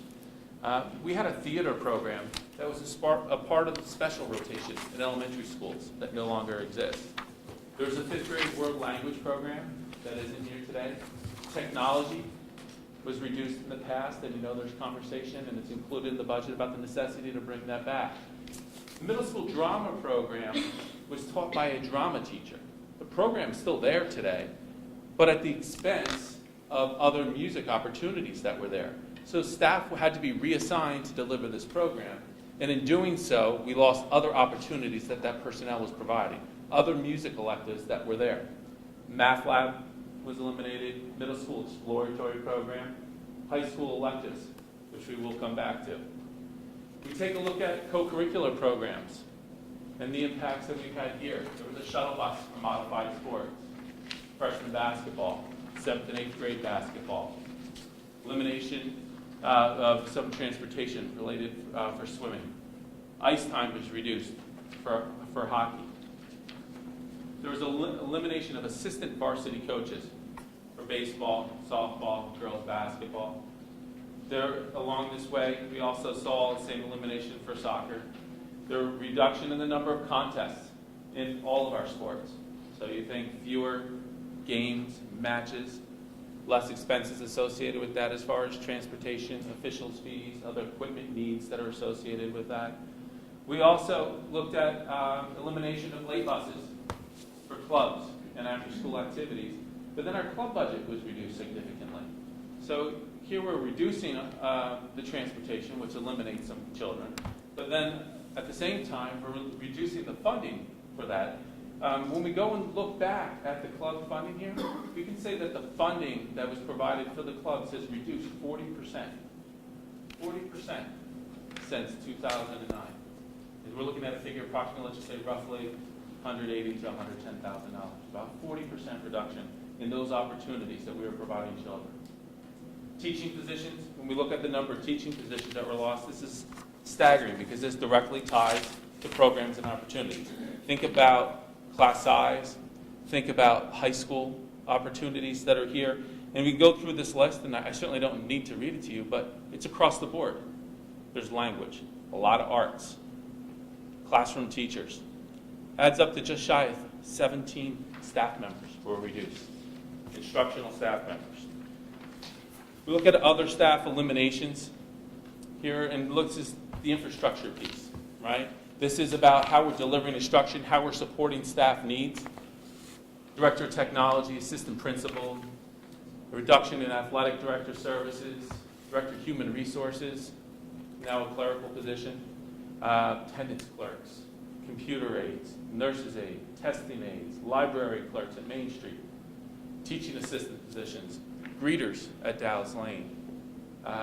Looking at, just go down the list, maintenance, custodians, security aide, recess monitors, assistance counselors, and a community aide. All this impacts every aspect of what goes on in the schools. This isn't just those particular services. Say, well, we lost a testing aide. So when we think about our special needs students that need extended time to complete assessments, well, it's a service that doesn't go away. Students still have those needs. The personnel isn't there anymore, but somewhere in the schools, we got to provide an opportunity to give the students that extra time they need. So these things are still happening. The workload didn't diminish. The workload is still there. But these people that supported everything that went on in our schools has left us. And we're looking at a situation here where we have almost 19 of those staff members that were lost. So now we begin to think about electives. We think about opportunity. We think about what Lester said before, that when we look at what student comes into 9th grade, The courses are pretty prescribed. There's only a couple opportunities for them to consider an elective. A part of it's the ninth grade program. A part of it's the fact that students are growing into the high school environment and they need to have those prereqs that Lester referenced. But a part of it is the fact that we have about 19, 20 courses that have been eliminated since 2009. So when we look at this, look what's here. You think about opportunity. I heard Lester talking about people opening their own businesses. I heard Lester talk about people going to law school, going to doctor, going to become a teacher. Look at the opportunities that have disappeared. Huge focus on business is gone in our schools. A lot tied to history. We know history, obviously, is a foundation for so many other courses of study in the post-secondary world. Tremendous, tremendous impact on our schools. So with this budget, I came to you saying that we needed to try to find opportunities to be able to grow our programs. We needed to be able to preserve what exists today.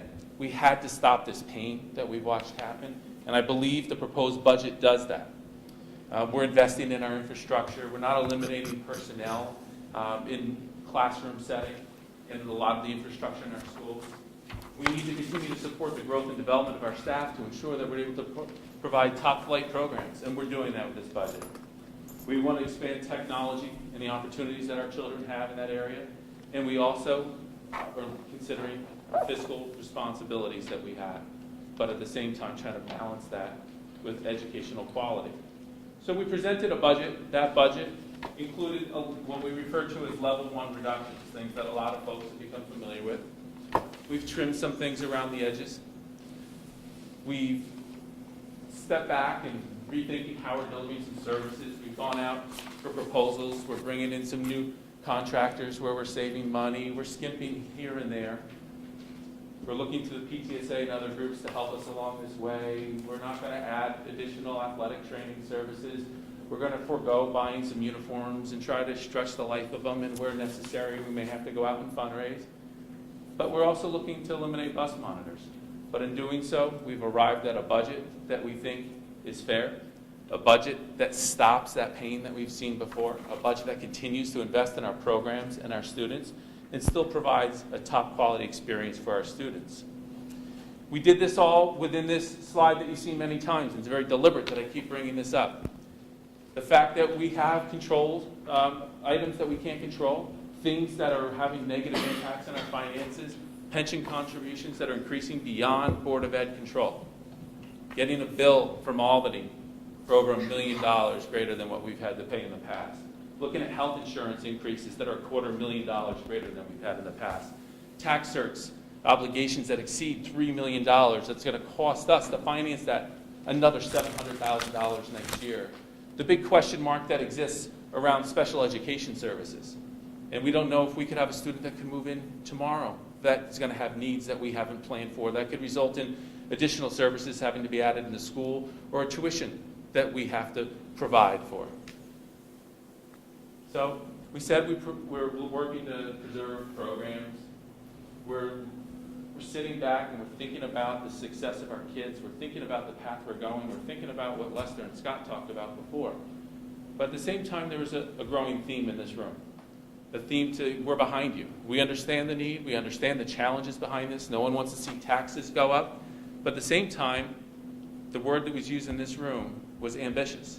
We want to see you be more ambitious. And there was conversation that focused on what some of our needs were. We looked at some of the infrastructure. We looked at instruction and thought, where could we have some impact here? And there was a call for us to consider adding other items back into the budget, reintroducing some things that may have been lost in the past. And two things that kept coming up, assistant principal at Dow's Lane and reinstating a maintenance position. So when we look at that, we recognize that there's going to be tremendous impacts here. If we were able to reinsert a maintenance position that had been eliminated in the past, and I have to say, when we look at some of those eliminations, they didn't all occur by people being laid off. There was attrition. Folks retired, and as a cost savings, we just did not replace them. So we're looking at what we can do here. We're looking at the opportunity to offset maintenance costs. We're recognizing that we outsource a lot of services that have to be done in our buildings, that we hired an additional person. This individual could take that on and Beverly and Gary, our Director of Buildings and Grounds, did an analysis and found that we could easily offset $30,000 worth of costs that were going out the doors by having a person in-house do that. But then also think about how we're able to reclaim so much of that person's time, the other types of work that can be done in our buildings, not only to improve what exists today, but to think about the future and perform more preventative maintenance. When we look at Dow's Lane, we're in desperate need. Mr. L needs more assistance over there. He can't work his magic all the time without having more hands on deck. This year, he has a half-time assistant principal, which certainly provides some relief. But at the same time, we're looking at the challenges associated with APPR and the growing responsibilities and obligations that they have to fulfill. But there's needs to support teachers. There's needs to support students, to be able to meet with parents, to better articulate what is going on in the schools, and then for Mr. L, staff, to be able to supervise and develop the level of instruction that's going on. I've asked Randy to say a couple words about the type of impact that an additional 0.5, shall we say, assistant principal would have for you at Dow's Lane. Sure. So, as you might expect, I wholeheartedly support this. And a few of you were actually here 2 years ago when I interviewed for this position. And those of you who weren't lucky enough to be there, I spoke so eloquently about my vision for Dow's Lane. I'll just try to give you the Reader's Digest version. And it's actually coincidentally very similar to Dr. Harrison's vision for our district, which was, I think that I said it more like every student, every day, in every way. And you saw Dr. Harrison reference that same thing here in his presentation tonight. And I think that that was a big challenge coming into this position because I was the fourth principal in a 5-year span, I think. And so I knew that it was going to be a challenge. But what I didn't know is that there were also going to be other challenges thrust upon us. Our enrollment grew so that we now have over 500 students in the school. And along with those additional approximately 45 students come a lot of additional responsibilities on the part of the principal. That's 45 more faces to get to know and learn about. That's 90 additional parents in many cases to try to support as well. And then as the student body grew, so did other responsibilities like the APPR and the new Common Core curriculum. And so I think that my efforts to building the school that we wanted for Dow's Lane have been stalled somewhat because of these additional challenges. And I think that you saw that last year too as we were planning for this year. And in a really difficult budget year, we found a way to offer some additional support to Dow's Lane in order to meet these growing needs. And while it has certainly helped, I would say that the support hasn't matched the need. And I think that by giving Dow's Lane a full-time assistant principal, it would really give me a partner to share in building that vision for the school. It would free up some time so that we could explore new options, try to design new programs to enhance the experience for kids at Dow's Lane, to continue with building the character education program, finding ways to engage families in the programs at Dow's Lane, and probably more importantly, to spend time in classrooms with our children and to observe how they learn and to think about ways to enhance their experience and for them to get more out of school and build a better school for them. So I hope that you will take this into consideration tonight and in the weeks to come as we go through the budget process. We think it will make a big difference for the staff at Dow's Lane and more importantly for our kids. Thank you. Randy, speaks from the heart, but to me, his impassioned plea there, to me, is logic. We have objectives for our school. We have goals for our school and for each of our students. And we're not able to deliver that when we have all these accountability efforts that are being thrust upon us, the changes that are taking place, that we need additional support. And by doing so, not only will we be able to fulfill mandates in a more efficient manner, but we're going to provide better experiences for our students, provide more opportunity for our students, and provide more support services for our staff. So when we consider these two opportunities, you can see where these impacts could fall financially. And I'm going to ask Beverly to speak to the finances related to this, as well as two other little tweaks that have come out in the budget in the past 2 weeks.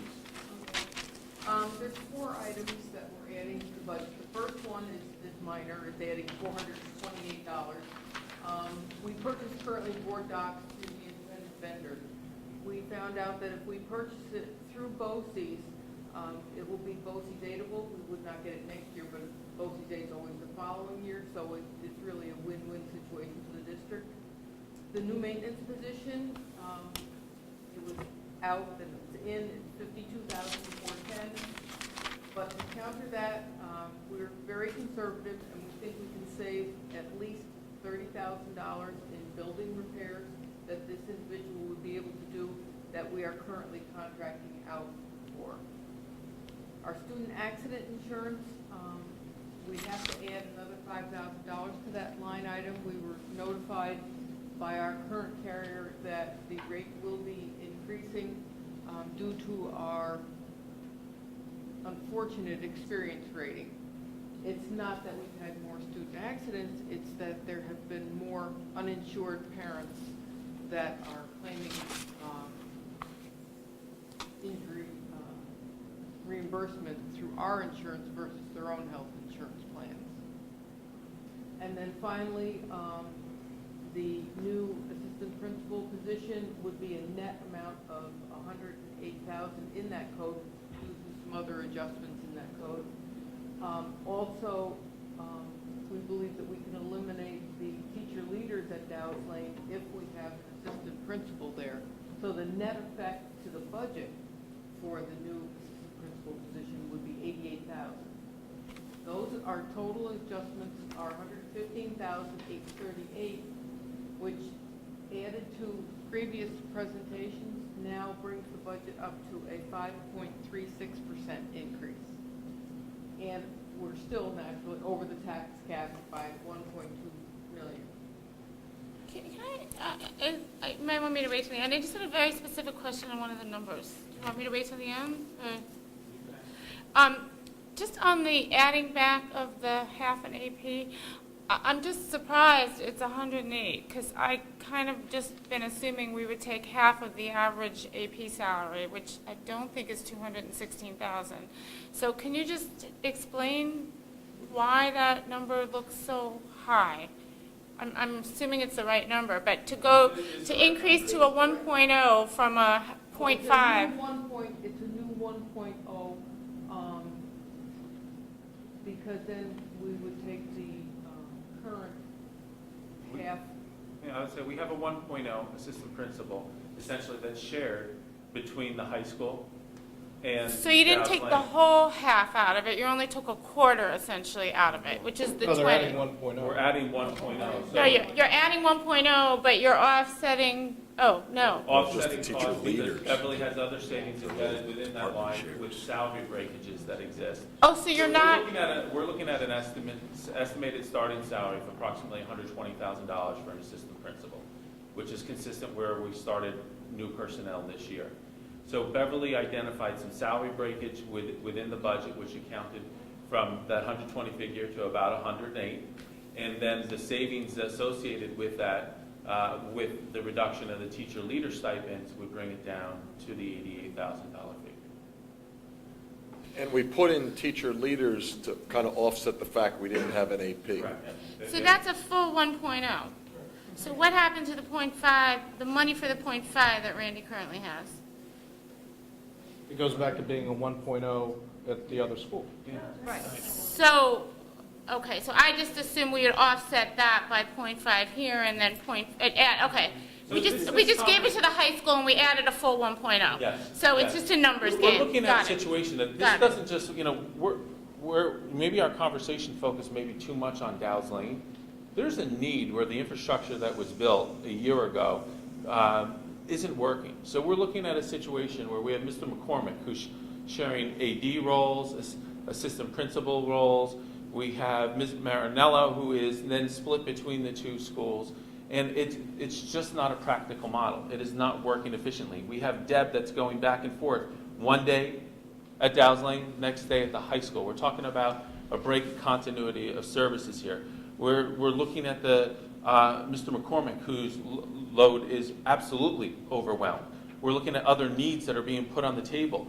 As discussed in earlier budget presentations, we're talking about security needs, that we're looking at bringing monitors into all of our schools.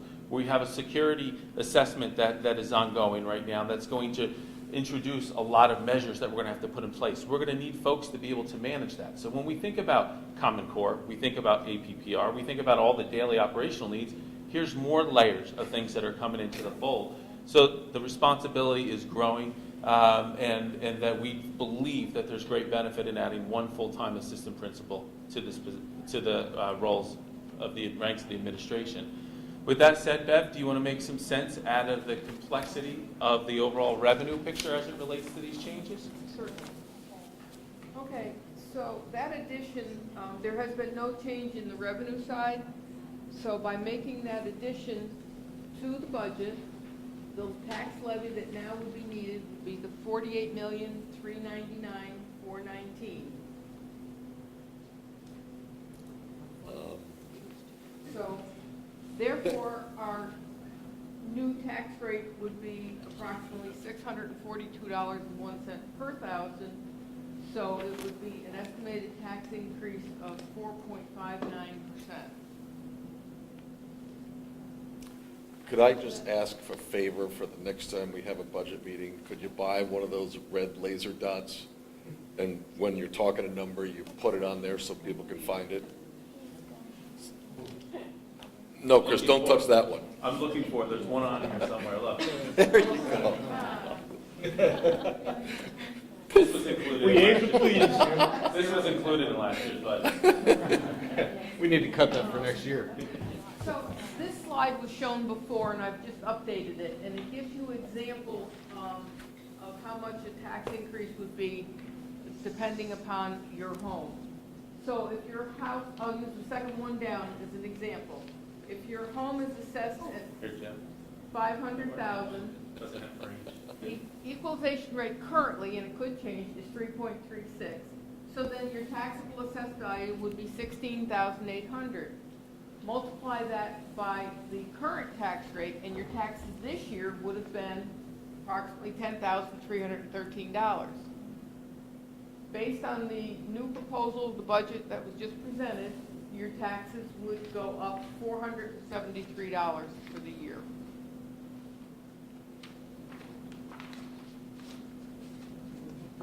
Okay, so using 5 years of budgets and tax rates, we've come to a really kind of amazing average.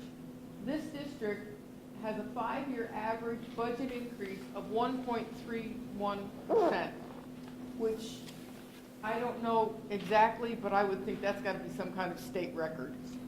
And the tax, really, for low. And the tax rate 5-year average is 2.5%, and that would include the 2013-14 budget. So with that said, to come back and recap, we're looking at a situation where there is a commitment to fiscal prudence, which has been demonstrated in those numbers that Beverly just communicated. We look at the challenges that we have, those unfunded mandates that are before us, and costs that we have no control over that are driving numbers up. Go back and do the math on some of those items. We're financing $700,000 worth of tax certs. We're looking at increases between pension and benefits about $1.3 million. So we're looking at $2 million right there that's embedded in this budget that we don't have any control over right now. So when we go and we look at that overage tax cap that we have, $1.2 million over, had we had a little more control, a little more relief, had we been able to predict and plan those challenges that we're facing, we'd be in a different spot. But unfortunately, that's not the case. But we still stand behind this budget. It's a budget that really communicates what our commitment is, what our value is, and it's continuing to invest in opportunities for our children. So when we think of those kids that are entering Dallas Lane in kindergarten next year, and we think about those that are graduating from the high school next year, there's going to be quality experiences for each and every child throughout their entire experience. The numbers associated with this, pretty telling. Again, at 1.31%. $285. Really what we're looking at here is tax savings. If we were to go much further reductions, we're not talking about, if we say to go down the cap, we're looking at that $500,000 house. From what we proposed today to go all the way down to cap, realistically that savings is just less than $300. And then finally, we have about 1,800 students on our rolls. We have more students than we did last year. The trend seems to be growing. Randy can tell you, we were talking this afternoon about kindergarten enrollment. We had some shocks with the numbers of kids that came in, and we are neck and neck with the numbers from last year. We have 107 students enrolled in kindergarten already for next year, and we're only in the middle of March. So we definitely are looking at 1,800 students that are going to be impacted by every decision that's made in the next month and a half. Here's an overall picture, the line by line. Certainly not a need to go through it. But these numbers, if the budget is modified, if the board accepts the recommendations that we've made today, or if there are other modifications that have to be made, there'll be shifts in this, of course. But this is the picture overall where everything sits as of today. With that said, additional opportunities for dialogue and discussion as we continue down the road. I do want to say that we're looking to add to these opportunities for public engagement, some additional opportunities for conversation with board and administration.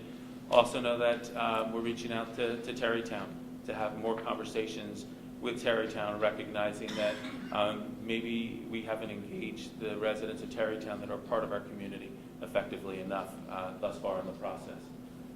But with that said, Thank you. the floor is yours. Yeah, you know, I know that we've, except for the two additions back to the budget, we've heard these numbers before, and so unless anybody has something specific on those new items, I thought it might be a good idea to open it up to the floor, and then afterwards would have time to react and offer our thoughts. So if anyone has a comment or a question on the budget presentation that they'd like to make, we're happy to hear it.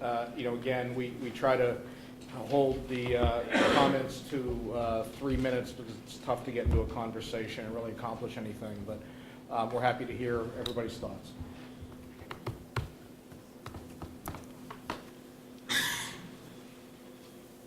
If you can just say your name for posterity. Hi, I'm Allison Wagasback. Thank you very much to the board and Dr. Harrison for your work on the budget. I think that overall it's impressive what you guys have done this year. So I just had a couple questions, clarification actually. So with the assistant principal, adding that one would mean that we have a full one at the high school and a full one at Dow's Lane. Is that right? Okay. And originally in the budget, there had been that request for a lunchtime coach at Dow's. So that's been removed now with the assistant principal addition or not? No. Okay, so that's still in there? That's still in the budget. Okay, that's great. The slide about all the things that have been eliminated since 2009 or the several slides, unfortunately, was pretty enlightening to me. And I'm sure would be to a lot of other people that haven't been coming to these meetings. So my question would just be with the maintenance position, what are we responsible for? I know it's only $20,000 when you take away the 30 that we would we'd be saving, but are we responsible for health care for this person and pension? What are we responsible for? Because that seems like a lot of electives to me. And I don't know if that, just this one person's opinion, if that's the best use of the money. Person would be under contract and receive all of the contractual benefits. So I would just ask the board to look not just at that $20,000 number, but what we're kind of committing for the long term with that person, because it is a lot more than that. And when I look at that list of classes that are not available at the high school or clubs that are not available at the high school, it would seem, I don't know, that there may be better use for that money. So arguably the savings, the $30,000, that's a permanent savings in the same way that cost increases a permanent cost. So you're anticipating year over year 30,000 that this person would? You're not going to add $30,000 back to the discretionary items in the maintenance budgets. Well, arguably, there's benefits that are in a different line item that are getting offset by other things. In the past, when we've looked at budgets, the prior Bev budgeted differently, and he included a round number that included a 25% load factor for pension and healthcare and whatever. Bev budgets by line item, which makes perfect sense, absolutely easier to follow.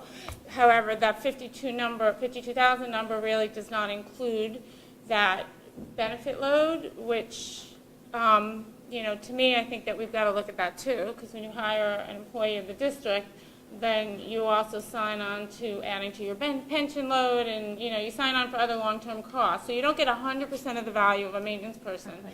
But just to be clear, Bev's numbers are spot on, but it's just shown in different way than it has been in the past. So there is a load factor that's offset by other things that we'd save, but it's in somewhere else. So those costs are in here, is what you're saying? They're not in the 52. But they're somewhere in this Everything's number. accounted for, so don't. It's accounted for. But I guess putting aside the accounting treatment, and that's a fair point. I mean, we have to look at the all-in cost, and we absolutely will. But one of the things that I've seen, it's my third year on the board, but, we tend to forget that even though, we have a fiduciary duty to the children, we have a fiduciary duty to the taxpayers, but we also have a fiduciary duty to the facilities. And we have, as a board, under law, we have to maintain the facilities. And so the balancing act that we need to come up with is looking at the amount of money that we're putting out to outside vendors because we don't have a person in-house to do that versus how much it would cost, of course, to hire that person, including benefits and what have you.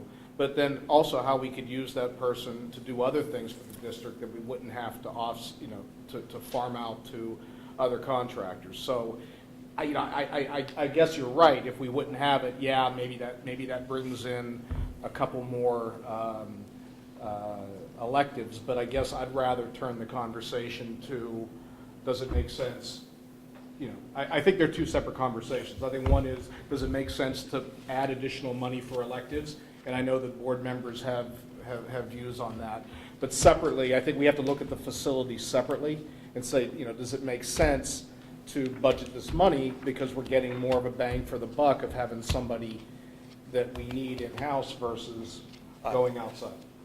This is the art of the budget. Right. All right. We're talking to as many people as we can to try to figure out where we can, if we think we can get an extra $100,000, which kind of we're talking about, into our budget and pass the budget vote, what's the best use? So, and that's pretty much what we've been asking the administration to tell us, all right?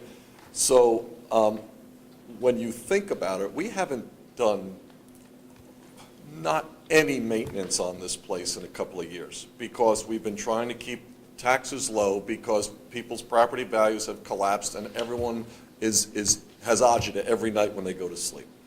So let's just play a little game. I'm just doing quick numbers in my head. You have a house, you have a condo or whatever, and you take care of it. Well, imagine that you have a house with 1,000 doors, okay, and 1,200 windows, and 100 bathroom toilets, and rugs, and miles of linear feet of painting to do. And then have one or two guys running around sweating all day trying to keep up with the work. That's where we are. No, that's totally valid, but it sounds like we have been spending some money, 30,000, on those things. Well, But, just and so you also, understand- one person for 1,000 doors. But anyway. realistically, that's, and now, do I know, I only know of one door that doesn't close right, and it's over in the teachers by Scott's office. There's a door that doesn't close right in the bathroom. I can't imagine. It's been broken for 3 years. I'm like, what the heck's going on here? But the simple fact is, we don't know where all the problems are. We hear the stories from Bev and Chris, all right? And what they're saying to us is, with the amount of money that we have, they would like to get another maintenance person. And I've got to say, if they're looking out for the best interests of our kids and they're telling me, let's put $20,000 extra dollars into a maintenance person, I believe we have issues, and they're quietly saying we need to do it. So I'm going to rely on their judgment when it comes right down to it. I'm going to make it broad. I'm going to respond briefly, and then I'm going to suggest something. Sorry I talk so much. No, no, just, let me just say briefly. I think what Jim started out as saying, I completely agree with, is the art of budgeting, and I think that we'd like to hear from the audience, and then the board's going to talk, and I think part of what the board has to figure out, and each of us can speak for ourselves at this point, and which is how to prioritize. If there is only a limited amount of money we're going to put back, how do we prioritize? And I think each of us might have a different perspective now, but just in the interest of getting your questions answered and then us talking, I think maybe that's a conversation for later. So. Okay. Good point. Dan Knoller. I wanted to say essentially everything that Allison has said, but I want to say it in a slightly different way. I agree with her concern very, very much. But I also want to thank the administration for really having become very clear, more clear than ever in the past. I don't normally praise the administration very much, but I'm quite impressed. But I'm also impressed by something else. Because they've become more clear, I do believe that they are correct, and I think the board is correct as well, in getting the feel, if there is such a thing, that the community more likely will approve a small increase, a reasonable increase, than not. Given that, what I want to say is that I think that while it makes sense in the art of the budget to perhaps put in some more maintenance, certainly I say that as an architect, I know that, I know it very clearly. I also want to see more real teaching going on. That list you put out of what's missing is, it's a horror. There's really no other way to say it.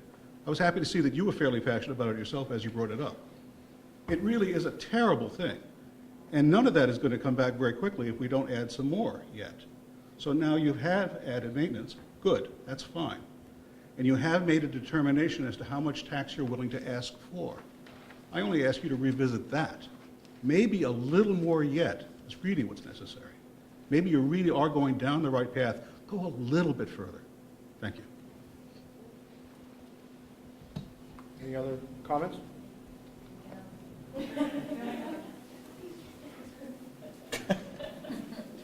Hi, Lori Herbeck.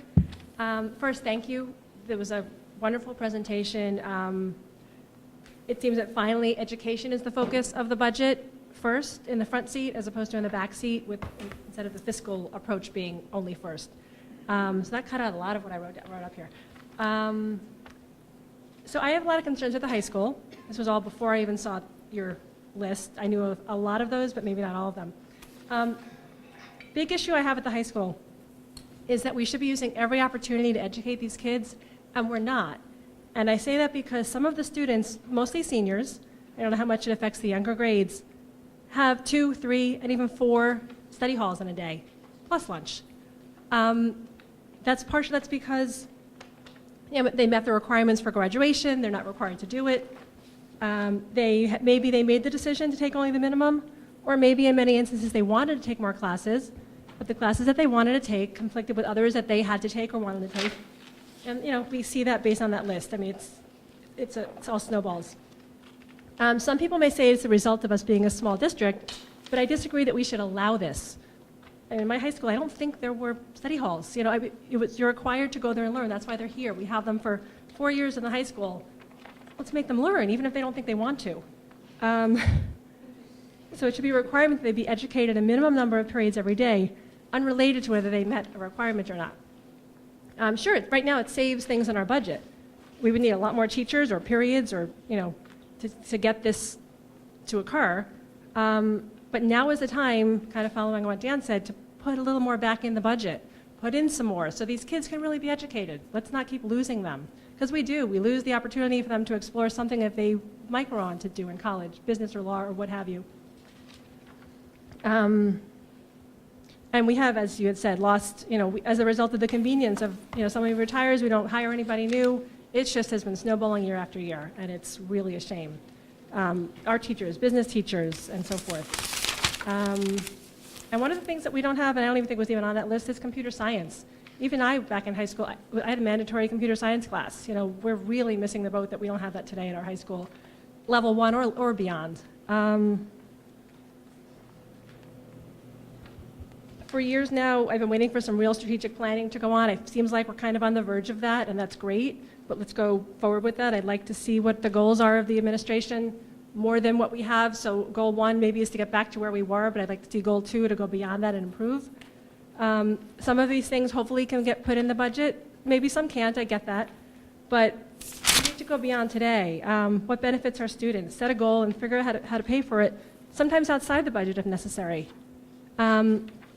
So let's say we wanted to expand our science research program, which is something I hear so little about, although I know we have one. And after having 2 kids through the high school, you would think I would know more about it. I only know about it via a friend who's, friends whose kids have been in it. So I'm sure there's a lot of room there. Let's say we wanted to add world language in a lower grade or or another language at the high school. Set a goal, reach out to the community. Dobbs Ferry apparently chose to do that for their IB program, and I admire their determination and ingenuity in reaching out to the community in order to create and expand a program that their strategic planning deemed important. So I hope that we can just use that as a model for what can we do. And do I have another minute to? The other thing is regarding the question about the AP, so adding this 1.0 AP, we currently have a 1.0 at the high school made up of 0.5 Mr. McCormick and 0.5 Ms. Marinello, and we have 0.5 at Dow's Lane, also made up of the other half of Ms. Marinello, because Mr. McCormick's other half is in athletics. So therefore, if we're adding 1.0, a full 1.0 person into the budget, half of their time, forget about how it all really pans out, half that person is going to Dow's Lane. Where is the other half going? What are your plans for that? You want to answer that now, or do you want? No, I certainly can. We would look at a scenario where we would have a full-time traditional 1.0 AP at each of the school, high school, Dow's Lane, and then we would dedicate the balance of Mr. McCormick's time to build out AD responsibilities, which is certainly greater than 0.5 athletic director. I'm sorry, but then also looking at other needs that are on the table from an operational standpoint, managing the new district security initiatives, who's going to supervise the new personnel, performing regular routine security assessments of our buildings, looking at related DASA, which is the anti-bullying laws and responsibilities, that we're looking at how we can build that into that role to kind of really to more efficiently and effectively manage those areas and to take a more serious role in the safety and security of our schools. If I could just briefly add, if that's what you're actually doing, it would have been helpful, and going forward be helpful to actually state that, because it's a little misleading as to where you're going. I get you're dealing with the budget, but you're really adding technically 0.5, even though the personnel will switch around or maybe be a whole person, you're actually adding only a 0.5 to Dow's Lane. You're adding a 0.5 back to some part of the athletic director and other function. So it's, just because that's going to be what the communities want to understand. Semantics involved that I had. Well, it's semantics for the budget, but not semantics to the community and understanding how the schools are. I agree No, with we you. understand, I and agree with clearly you. there's no intent to deceive you. Yeah. Yeah. Okay.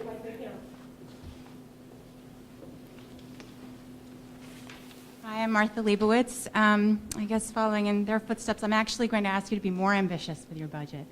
My concern is the elimination of the bus monitors. I wrote a letter last night. Hopefully you've all received it. I'm going to reference it now just to jog my memory. As most people in this room know, in 1996, an Irvington freshman was crushed by her own bus when her drawstring got caught. And that accident could possibly have been eliminated if there had been a monitor in the unloading zone. Just this year, there were incidents on the buses at Dow's Lane, I know one of which needed intervention while the bus was moving. These are our youngest children. Another big concern of mine is at Dow's Lane, there's a very specific protocol to releasing the children at pickup. And my concern is without a monitor on the bus, who is going to ensure that that safety protocol is maintained of where they actually ensure there's a legal guardian or a caregiver there to take the child off the bus. New York State bus regulations require that while driving a vehicle, no driver shall engage in any unnecessary conversation or other activities that could distract his or her attention from the operation of the vehicle.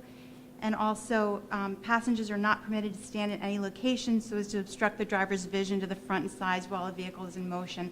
I know when you get into Main Street, middle school, high school, kids might be able to do that on their own. I don't see a driver being able to manage that on a Dow's Lane bus. It's been noted that there will be cameras in all the school buses, but I don't see how a camera can intervene in an emergent situation. It's also been noted that monitors were taken away from neighboring school districts, and it's simply not true. Dobbs Ferry still has monitors. Ardsley has retained monitors on all the buses that are transferring IEP students, even if it's not noted on their IEPs. So I just ask you to please consider going further on this budget. I'm a huge proponent for going over the tax cap. I think a lot of people are, and I think a lot of people are concerned about bus monitors. So I just ask you to reconsider this particular issue. Thank you. We'll discuss this, obviously, just a couple things, because a lot of people have reached out to us. And I saw in some, people were being very passionate about the issue. The thing that gets me a bit, and not to say that your letter said this, I don't think it did, but just to make the statement. We're very passionate about this issue. This is not a new issue.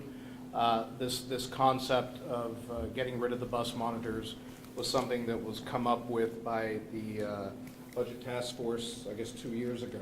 Transportation. The transportation, The Budget right, Task Force. transportation portion of the Budget Task Force. But more importantly, everybody needs to know, and especially the younger families that moved into town. I mean, safety is all of our number one goal. All of us have kids in the community, in the school district. All of us have kids that have gone through Dow's Lane. My youngest is going to kindergarten next year. I don't take this lightly at all. We're aware of the history. We've looked into it. I don't think we've said that no other districts have monitors. Dobbs has it, but they only bus for their early years. They don't have because all the rest of their kids walk, so it's not as if they're providing it to everybody. In Ardsley, I differ with you a little bit factually because it is solely related to their IEP placements. We actually looked into that after and we would, of course, continue to do that. We're not suggesting that children of special needs who require that not have it. But what we've also found, and just being factual, is that the districts who have gotten rid of bus monitors have not had adverse effects in their districts. So it's a tough decision for us, but it's not one that we take lightly at all. And I don't personally take it lightly because my kindergartner is going to be on the bus every day next year. So I just wanted to give you context to how we're thinking in the history, because I don't want anybody to come away thinking that this is just, it's $90,000 and, we're going to move on, because it's something that, personally affects me. I'm not going to put my own child at risk in any way. Is there any other, well, let's see, Lori, is there anybody else that wants to make a comment? Okay, Lori. Round two. Round two. I held off on this because I was talking so long before about the bus monitors, and my kids are all older, not really an issue, but to say that other districts haven't had any issues, we could look at Irvington and say that except for if that one incident had been lucky enough to not happen, we wouldn't have had an incident, anything either. So it's for, it's like, why do we wear a seatbelt? We wear a seatbelt most of the time we drive, we're all fine. So, it's just about looking at it, not just saying they haven't had any issues, so therefore we don't have to worry about it. Kind of, we do it to buckle ourselves up. Well, that's all. I know you're coming from a no. good place My only point it. is, my only point to that is, we're a board. We have to do individually what we feel is in the best.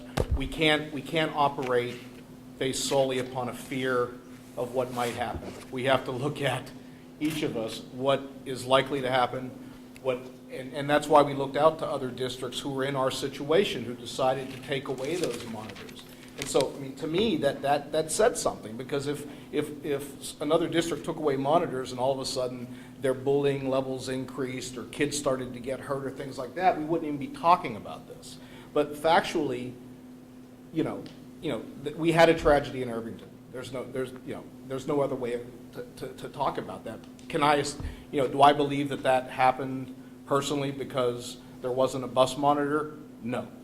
But that's something we all need to look at and decide as to whether we feel that having bus monitors keeping bus monitors, whether it will actually decrease the probability of things happening. I just don't know. I don't know what everybody thinks. I think that the board was, I guess, warming up to the idea. We might be changing our minds. I don't know. We'll talk about it. Please. My name is Simone Hanfield. When did we begin the process of putting the bus monitors in place? What year was it? I don't know. Was it around 1996 or 1997? I wasn't living here, but I think the way you're asking the question, I think it was. Well, the It was in article response to in the the New York accident. Times about the accident was 1996, so arguably the next year they put the bus monitors in. So we clearly at that time thought it was good remediation to put a monitor in place after a tragedy. I disagree with I don't want to. I know you want to approach it sort of legally, and I don't want to say that it was a remediation effort. I think that at the time that people felt that having bus monitors was good. I have no idea. But the question is, I don't. We've seen no factual evidence that not having bus monitors is going to increase incidents. We've heard a lot of people be nervous about taking them off. I'm nervous about it. My wife's nervous about it. But frankly, the districts who have gotten rid of bus monitors have not had increase in incidents. That's just what we know. Okay, that's what we know. If you have facts to the contrary, we'd love to hear them. Sure. Hi, it's Allison again. I also have an incoming kindergartner, so I'm very torn on this issue as well.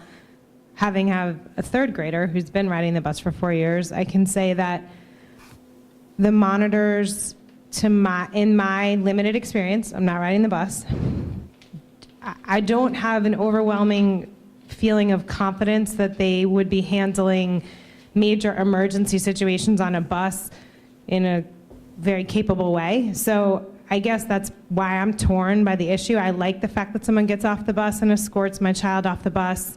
I or another adult that I trust is there to collect my children off the bus. So I feel like if there wasn't a monitor there would be an adult there to get them on and off the bus. The kindergartners sit in the first 2 rows of the bus. They always have. I assume they would continue to do so. So the bus driver would be able to make sure before the bus pulls away even that they're strapped in. So I guess to me it really comes down to what are they doing on the bus while it's moving that's really providing the bus drivers with a lot of value. And maybe we need to ask them. I mean, maybe we need to ask transportation. I don't know if there's conflict of interest, if they make more money, if we have bus. I don't know how that whole financial situation's set up, but maybe we need to ask them. We did ask them, didn't we? Okay. We asked our transportation expert about his opinion about the bus monitors, didn't we? Yes, and his district eliminated them. You say a little louder, I'm sorry. Oh, our transportation coordinator is also the director of transportation for Ardsley School District, and they eliminated them there, and he did a very careful analysis for his personal school district. I would also add that, just to dovetail off of what you said, my children are 9 and 10 and took the bus for all the years they went to Dallas Lane.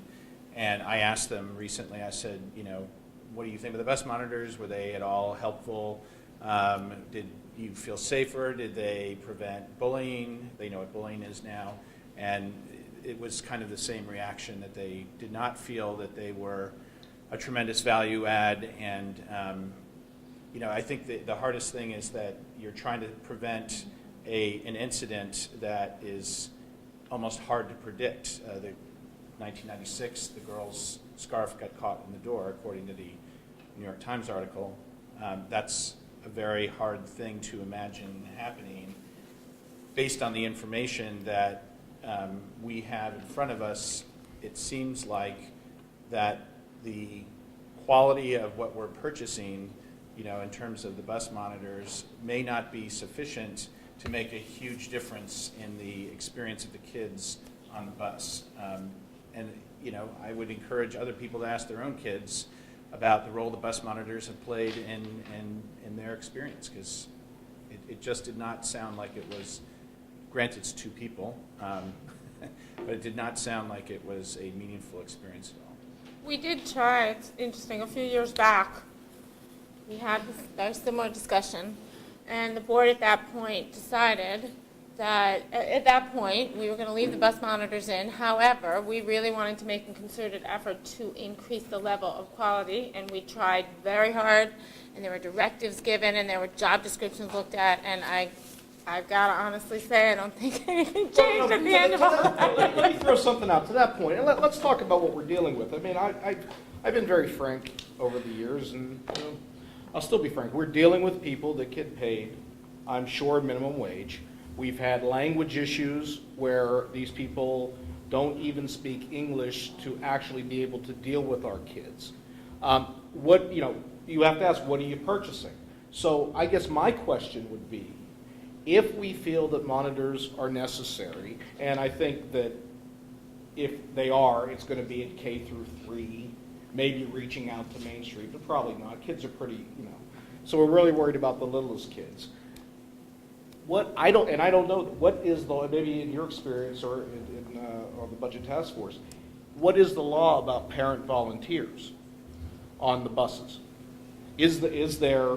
You know, the best of my recollection, the problem with that was a few people had stood up, I don't know if Tanya remembers this, and actually talked about how this was tried in the district a long time ago. Yeah. And the reality of it was Right. that very few parent volunteers Right. were 100% reliable to show up. Sure. So what happened is someone's kid got sick and they didn't show up, and this one got sick, or this one had a trip and they didn't show up.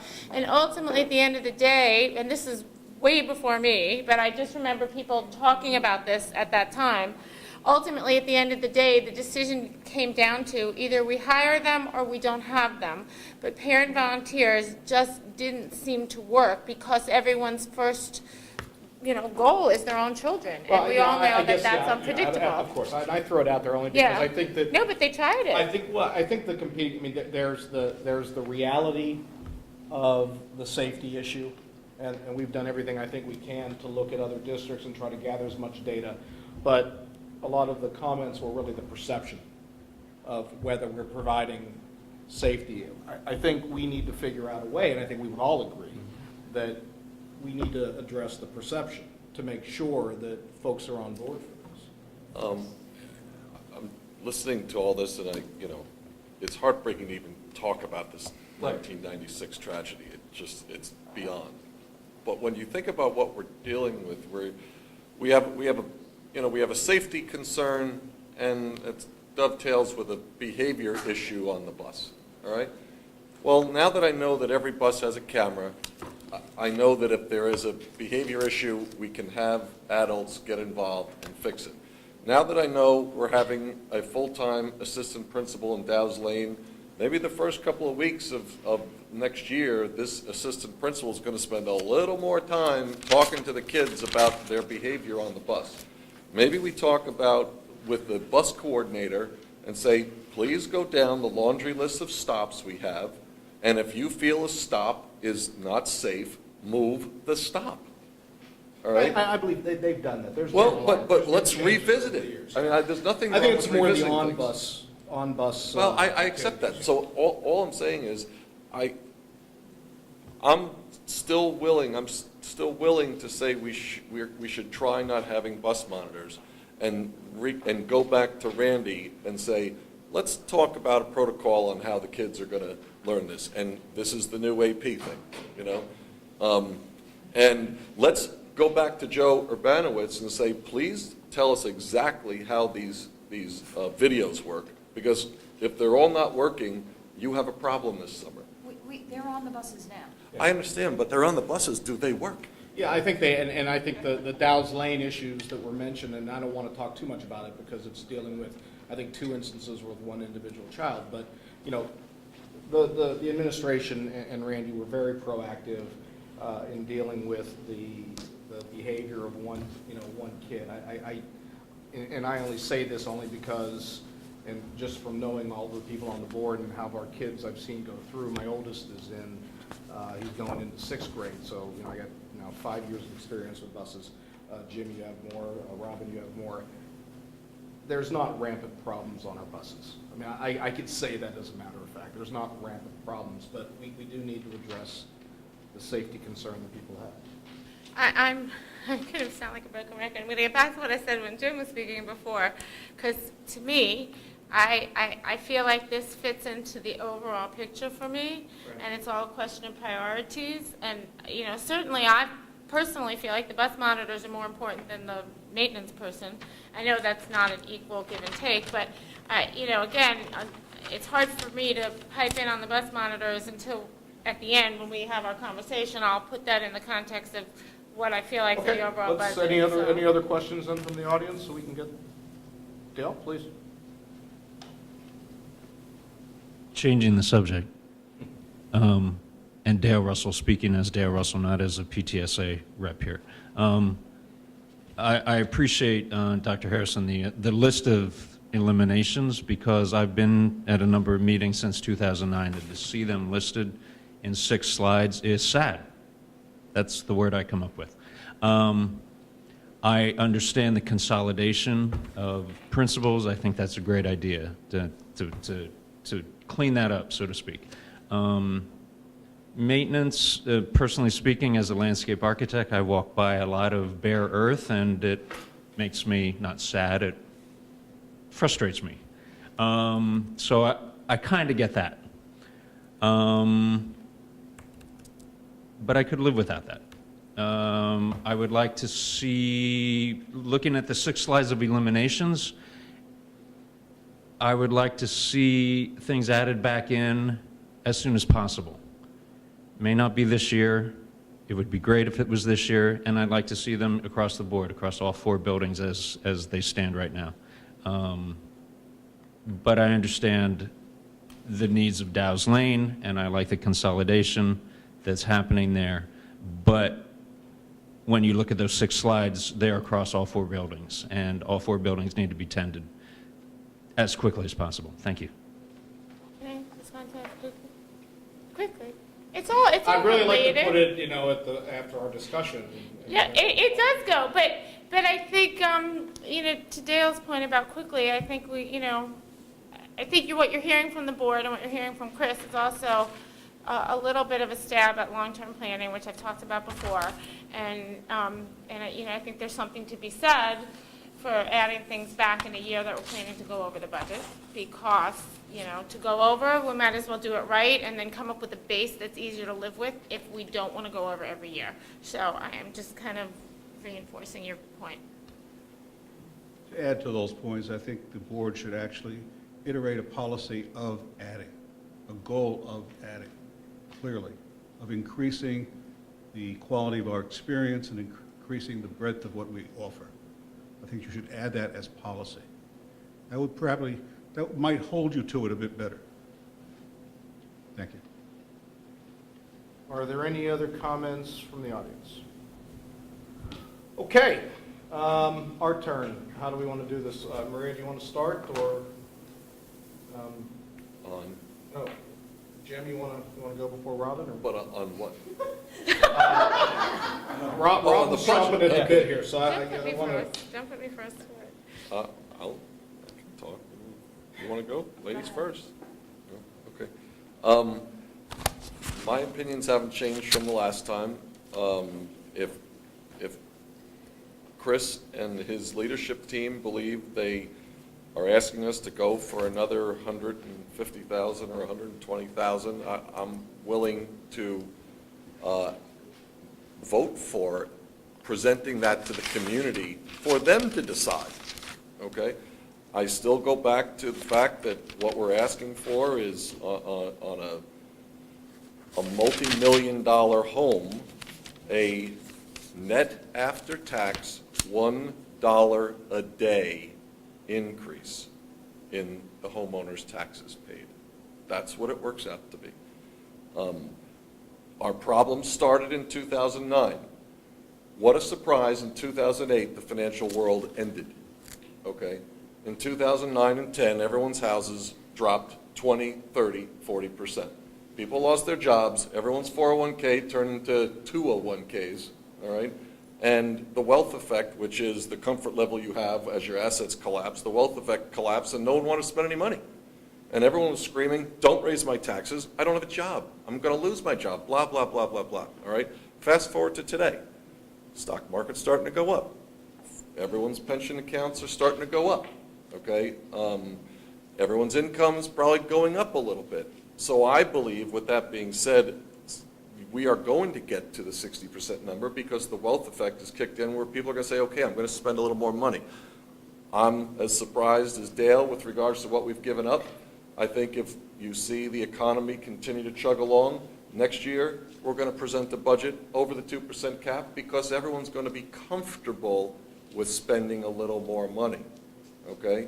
So my sense of it is, when it comes right down to it, think about it. If we're asking for, what, $1.2 million over the cap, Bev?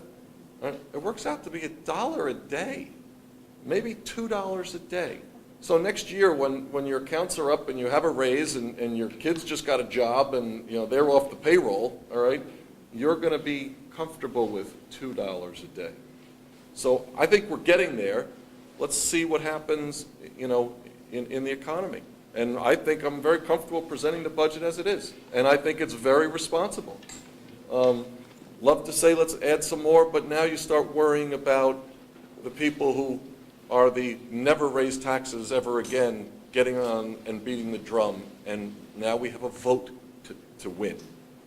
So this is, again, the art of the budget. That's my feeling. One of the primary reasons why I ran for the board was because I felt these budgets were just very reactive to the times. And I'm not saying that as a negative, just the way it was. And the thought that kept coming into my mind last year when I sat through the budget process is, what is the school district going to look like for that incoming kindergartner through his graduation or her graduation senior year? And I think this budget that has been presented, whether it's going to look like this exactly when we go to vote on it or not, I'm assuming there will be tweaks. But I really feel like we're moving forward. We're thinking towards the future and what we can do to make this school district better. Because I think it's a great school district, but you could always make things better. And I really do appreciate the effort that has been put into this budget, and I love the additions. Might look a little differently when we finally vote on it, but I think it's 10 steps in the right direction. So I'll go first. Thank you, Chris and Bev, again, for excellent budget presentation tonight. I support the idea of adding the assistant principal back. I think that we created a very complex management structure last year when we tried to save money by moving things around in an artificial way, and I don't think that works for the building principals to have resources shared that way. So I fully support the idea of having an assistant principal at at Dow's Lane and also at the high school. In terms of things that we need to think about additionally, I'm a little bit ambivalent about the maintenance person as well for the reasons that have been discussed here. My main concern is that it's adding another position that's kind of a permanent position in the district that's not a teaching position. But I'm sort of deferring to the administration that for $20,000 or $30,000, if you really feel strongly that this is critical to maintaining our district, I support you in that as well. Finally, it's become really clear to us as board members that the academics have been decimated at the high school level. I don't think it was as clear as it has been tonight, and so I thank you for making that especially clear. I feel strongly that we should add money back specifically for electives in the high school. I'm not sure exactly what the right amount of money is. I kind of leave that to your discretion, but the number that strikes me as being reasonable is in the $30,000 to $40,000 range. which if we're assuming $7,000 per elective, gets us 6. Raina's shaking her head, so I'll let you work out the math, but the idea is that we need to bring back some electives this year, bring back some more electives in future years. We have to start replenishing the supply of academic choices for our students. The idea that students are, confronted with 2 or 3 study halls in high school just seems ridiculous, and we have to change that. Is that a good number, Raina? It's $7,000 an elective, give or take? Might not be fair to say right now, put Well, her on the spot. But It's just not necessarily an accurate number, because it's not an even trade-off. It's not like each class at the high school costs us $7,000, because think about that, if our teachers teach 5 and each course was $7,000, we'd be paying our teachers $35,000. Does that make sense, what I just said? But isn't that for the 6th period? Is that the? But it's not as simple as, let me give you an example. So if we decided to add back in something related to French, well, it's not adding back, we're not adding a 6th period class to that French teacher, we're adding a .2 to the French teacher, and a .2 does not equate to a 6th period class. Right. So I guess I just want us to be careful that we don't call it the same thing, because it's not, so we could come back and share what the options would be, but it's not equal. But Does that correct make me if sense? I'm wrong, if the teacher, let's say we have, for argument's sake, 3 French teachers and they have all a full course load.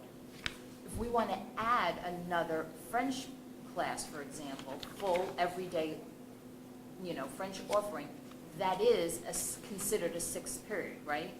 Yes, Okay. yes, But if absolutely. there's flexibility within the existing staff of adding classes, That's and right. it's a .2, that's why it's not, that's what I meant by saying it's Right. not exactly an easy answer for you to give. Right. Okay. By the way, just in terms of doing budget math, I did send you the question, but you probably didn't see it, but I think this is right. If we add $50,000 back to the budget, that equates to 0.1% increase in the tax rate. That would take us from 4.59 to 4.69. That equates to a $10 increase in the taxes that a $500,000 homeowner would be paying. Because that's easy math, right? Remember the number that was $10,000? That's only for the first 50,000. That's only for the first 50,000, right? So, but it's just good to keep that in mind, that as we come up with $50,000 ideas, that's going to add 0.1% and roughly $10. And you like to try to make that math in terms of $1 a day, but it's $50,000 is $10. Right. And if you have $1 million home, obviously that's $20 to your tax bill, and so on and so forth. Okay, I think, first commend Chris and Bev. I mean, it's never an easy job. I think you did a great job. I'm not going to say anything different than I've said all along. I always take a look at the budget, and then I kind of take a step back and think, where do I see the district? I want this to be an excellent district. I'm really energized by the fact that I see a lot of young parents coming out who are pro-education, who feel the same way, which is so exciting.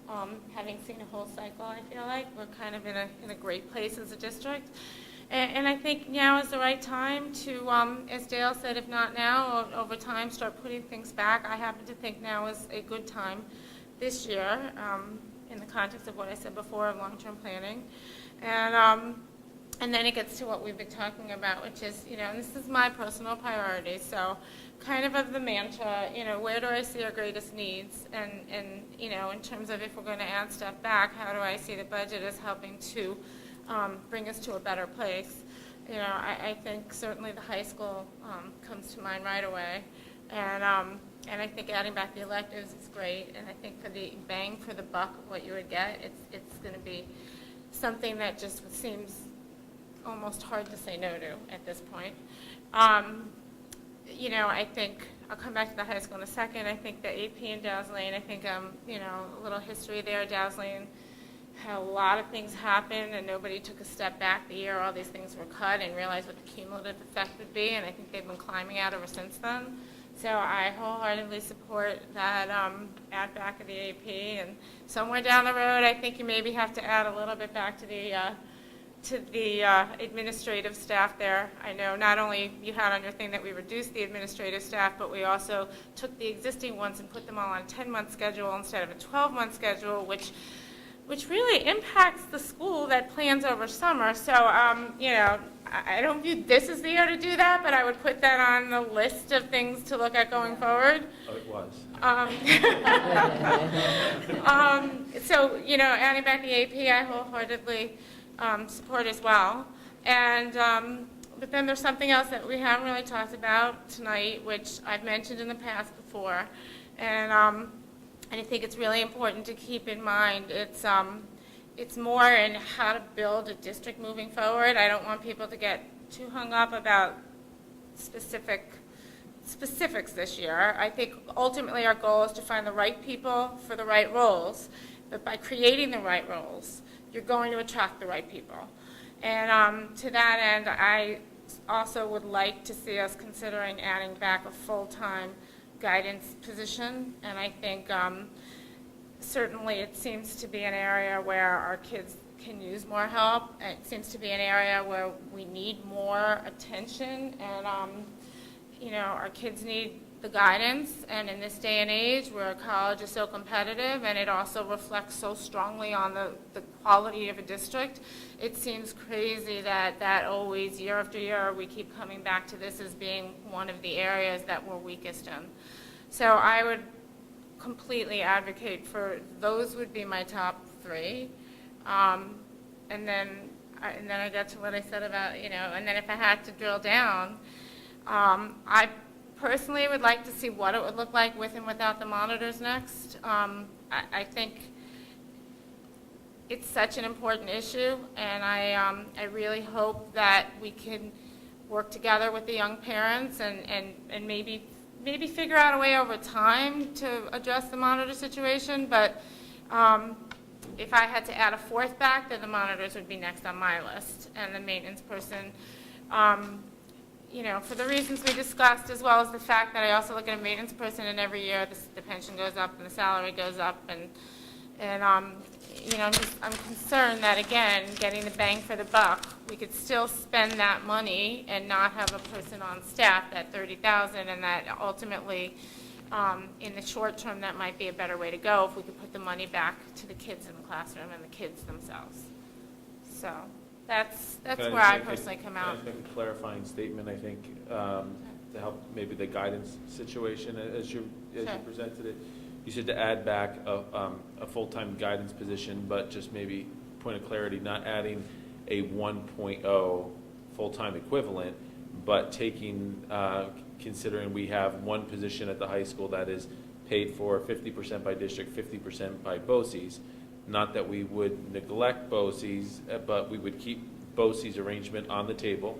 We still would be a partner with them, but your suggestion is to essentially add a 0.5 FTE to the guidance budget. Right, to make it a 1.0, and I think certainly with yourself and with Rena on board, you could figure out the optimal way to structure that, adding adding caseloads or however. But you know, if we have the resources, then that's 90% of the battle, I think. And then, you know, the other 10%, I'm all the confidence in the world in you guys. A possible scenario, and this actually came up from, I believe, an email, regarding the bus monitor issue. Perhaps an idea that could be entertained is currently we have 8 bus monitors for the 8 buses. Perhaps cut that, I'm throwing out numbers, maybe 4, and have them rotate, and then, you know, maybe a year from now, you know, they could address, you know, going on certain buses that are higher maintenance buses, and then maybe a year from now, working out some logistics, and then maybe cutting them down a year or 2 or whatever. It's just an idea. I'm not totally sold on that we won't cut them. It's just an idea. Keeping 2 floaters, I don't know. That's interesting. I mean, I think that might, again, we all have to think about it, but it's interesting in that certain buses tend to have more needs than others because of personalities, and that might address those issues. I don't know if it's possible, but I mean, because we do currently have some buses that do an afternoon run that have no Girls, they're monitors on them. well-behaved. So, and that's working, you know, I mean, I think parents need to know that there is a bus that goes to the Children's Center, the JCC, and the Masha Center, and it doesn't have a bus monitor on it. It's a big bus and sometimes a little bus, and the kids get off safely. There are people there to greet them, you know, it is doable. Can I ask a question on the bus thing? Just curious, if this sounds like a behavioral issue that you have a concern about. Do we have the legal authority after a child steps out of line and keeps doing it to tell them you're not riding the bus? Portal to portal. Yeah. It has happened. Okay. Yeah, no, we absolutely do, and the bus experience, and even students that walk, we still have some legal responsibility for those children. So absolutely, it's an extension of the school day, how you look at it, and there's certainly disciplinary infractions that can be employed. Thanks. I love going last. You know, well, 2 minutes. Stick to 3 minutes. Listen, it's not going to be much because I could just say, you know, what a difference 3 years makes. And no, I mean. Well, you're sitting in that seat. That's not it. And listen, I'll take some of the credit, but you know, in prior budgets, we had, for those like Mr. Knoller who have watched closely, it's always been at this point, not necessarily determination of what is best for the district going forward, but it's been about trying to solve for a number. It's been trying to trade off this against that. You know, a lot of the reason that we lost the electives is people retiring, moving on, other cuts, and we just didn't have people to pick those up and didn't want to spend the money to get somebody to teach those things.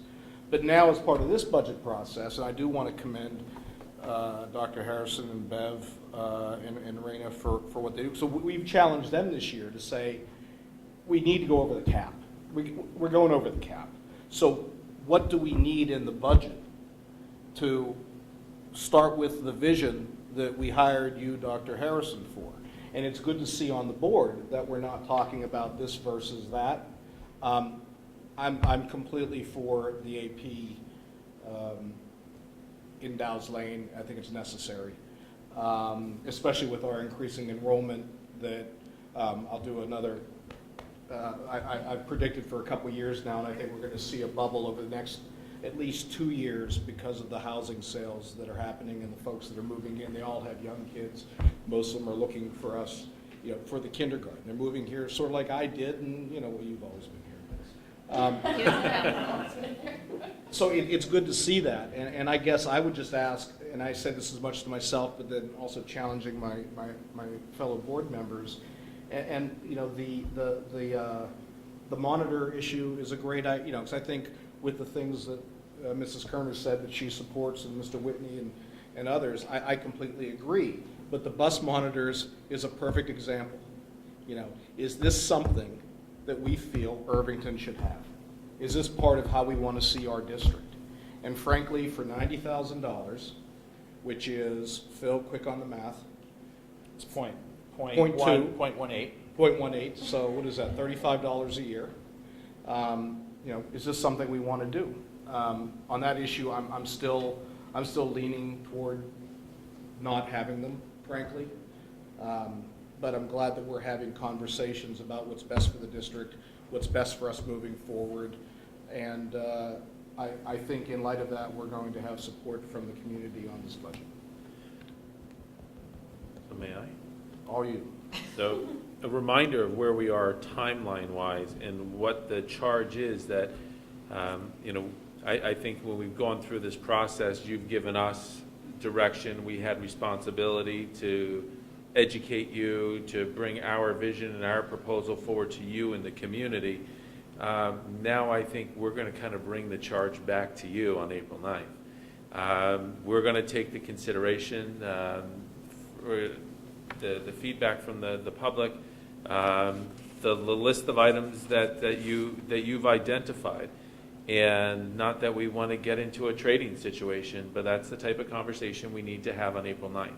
We need to leave this room, whether it's at 9 o'clock at night on April 9th or 1 o'clock in the morning, with a decision to be made, because when we come back on April 23rd, Bev, Rain, and I need to present a budget that is going to reflect what is going to be approved, so we can get moving with everything that we have to satisfy our requirements with Albany and election timelines.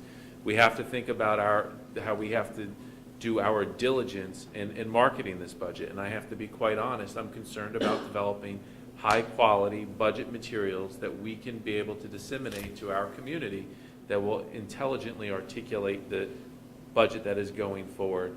So we're going to have to do something in between, I think, short term, to fulfill some of our legal requirements for advertising and communication with the public.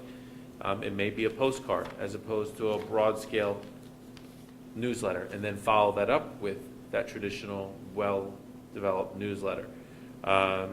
So with that said, we will come forward with a menu of options with our thinking around that. Some of these, understand, are complex. We can look at different scenarios, considering what Mrs. Cashkin said. We can look at different scenarios with monitors.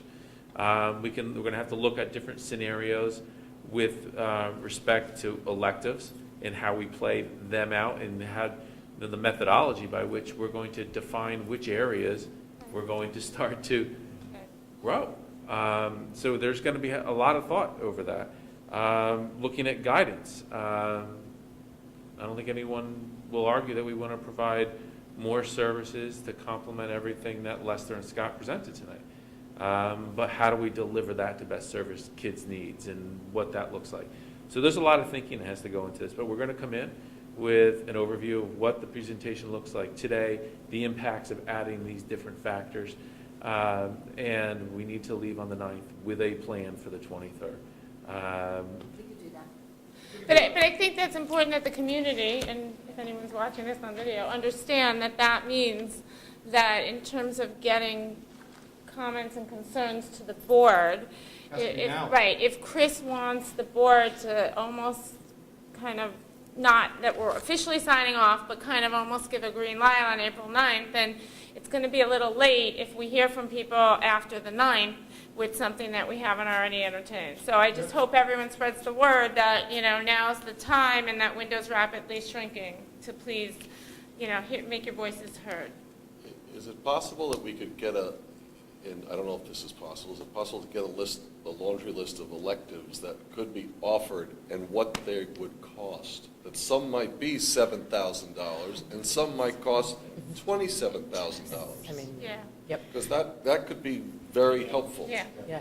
And also, I can think I of don't at least know, 19 different scenarios. I don't know if there's any way short-term, like real back of the envelope, to judge student interest, because I'm assuming there, again, might not be possible, but. You know what, interesting, what I come back to in thinking about that is when we talk, the one question you had for Lester and trying to define what he meant by the term of equity and access. I think we need to do an inventory of what we have available and contrast that with what has been cut to be able to balance and round out the types of experiences we have. And maybe that is complemented by student interest. But we can't necessarily offer business because we don't necessarily have a business teacher. No, but, I mean, the one other point which was brought up to us, to Phil and I, that I'm sure you guys are aware of this, of course, but I thought it was worth mentioning is just even the way it's structured now, where there's a gateway art class that fills up a lot because a section was cut. And then as a result, there are a bunch of great electives, including architecture, that one can't take unless they take studio art. So if you don't take it in 8th grade, as a high school class as an 8th grader, which you can, you lose seniority. So in 9th grade, 10th grade, many students have gotten shut out. So as a result, not only are they shut out from that one class, but they're shut out from the host of electives that leads to. So I would definitely keep that in mind too as you're kind of doing the math and looking it over. Dependency. You have a, Very quick comment. please. I am not this tall. Tanya Hunt. I just wanted to reinforce that, obviously everybody here heard this and there were several people who commented on it, but I just want to reinforce that the impact of those slides that showed what we have lost over the last 5 years was really powerful. And for those of us who've been coming to the meetings all that time, like, we know, but even looking at it as a package like that was still a powerful thing to see.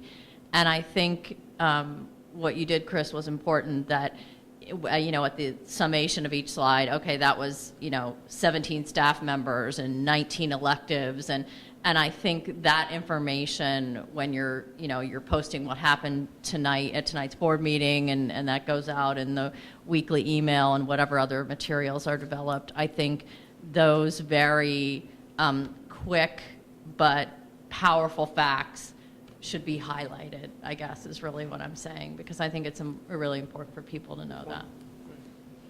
Okay, I think we're good. I was going to say, I think it's Phil's turn to write the recap. You got a hard read. Okay, I know we need to do a quick executive session afterwards to discuss the personnel issue. So I'd like to announce that the next meeting of the Irvington Board of Education will be April 9th at 7:30 p.m. And can we please adjourn for the purposes of executive session? Can I get a motion, please? Yep. Second. All those in favor? Aye. Thanks, everybody. Robin. Robin, second.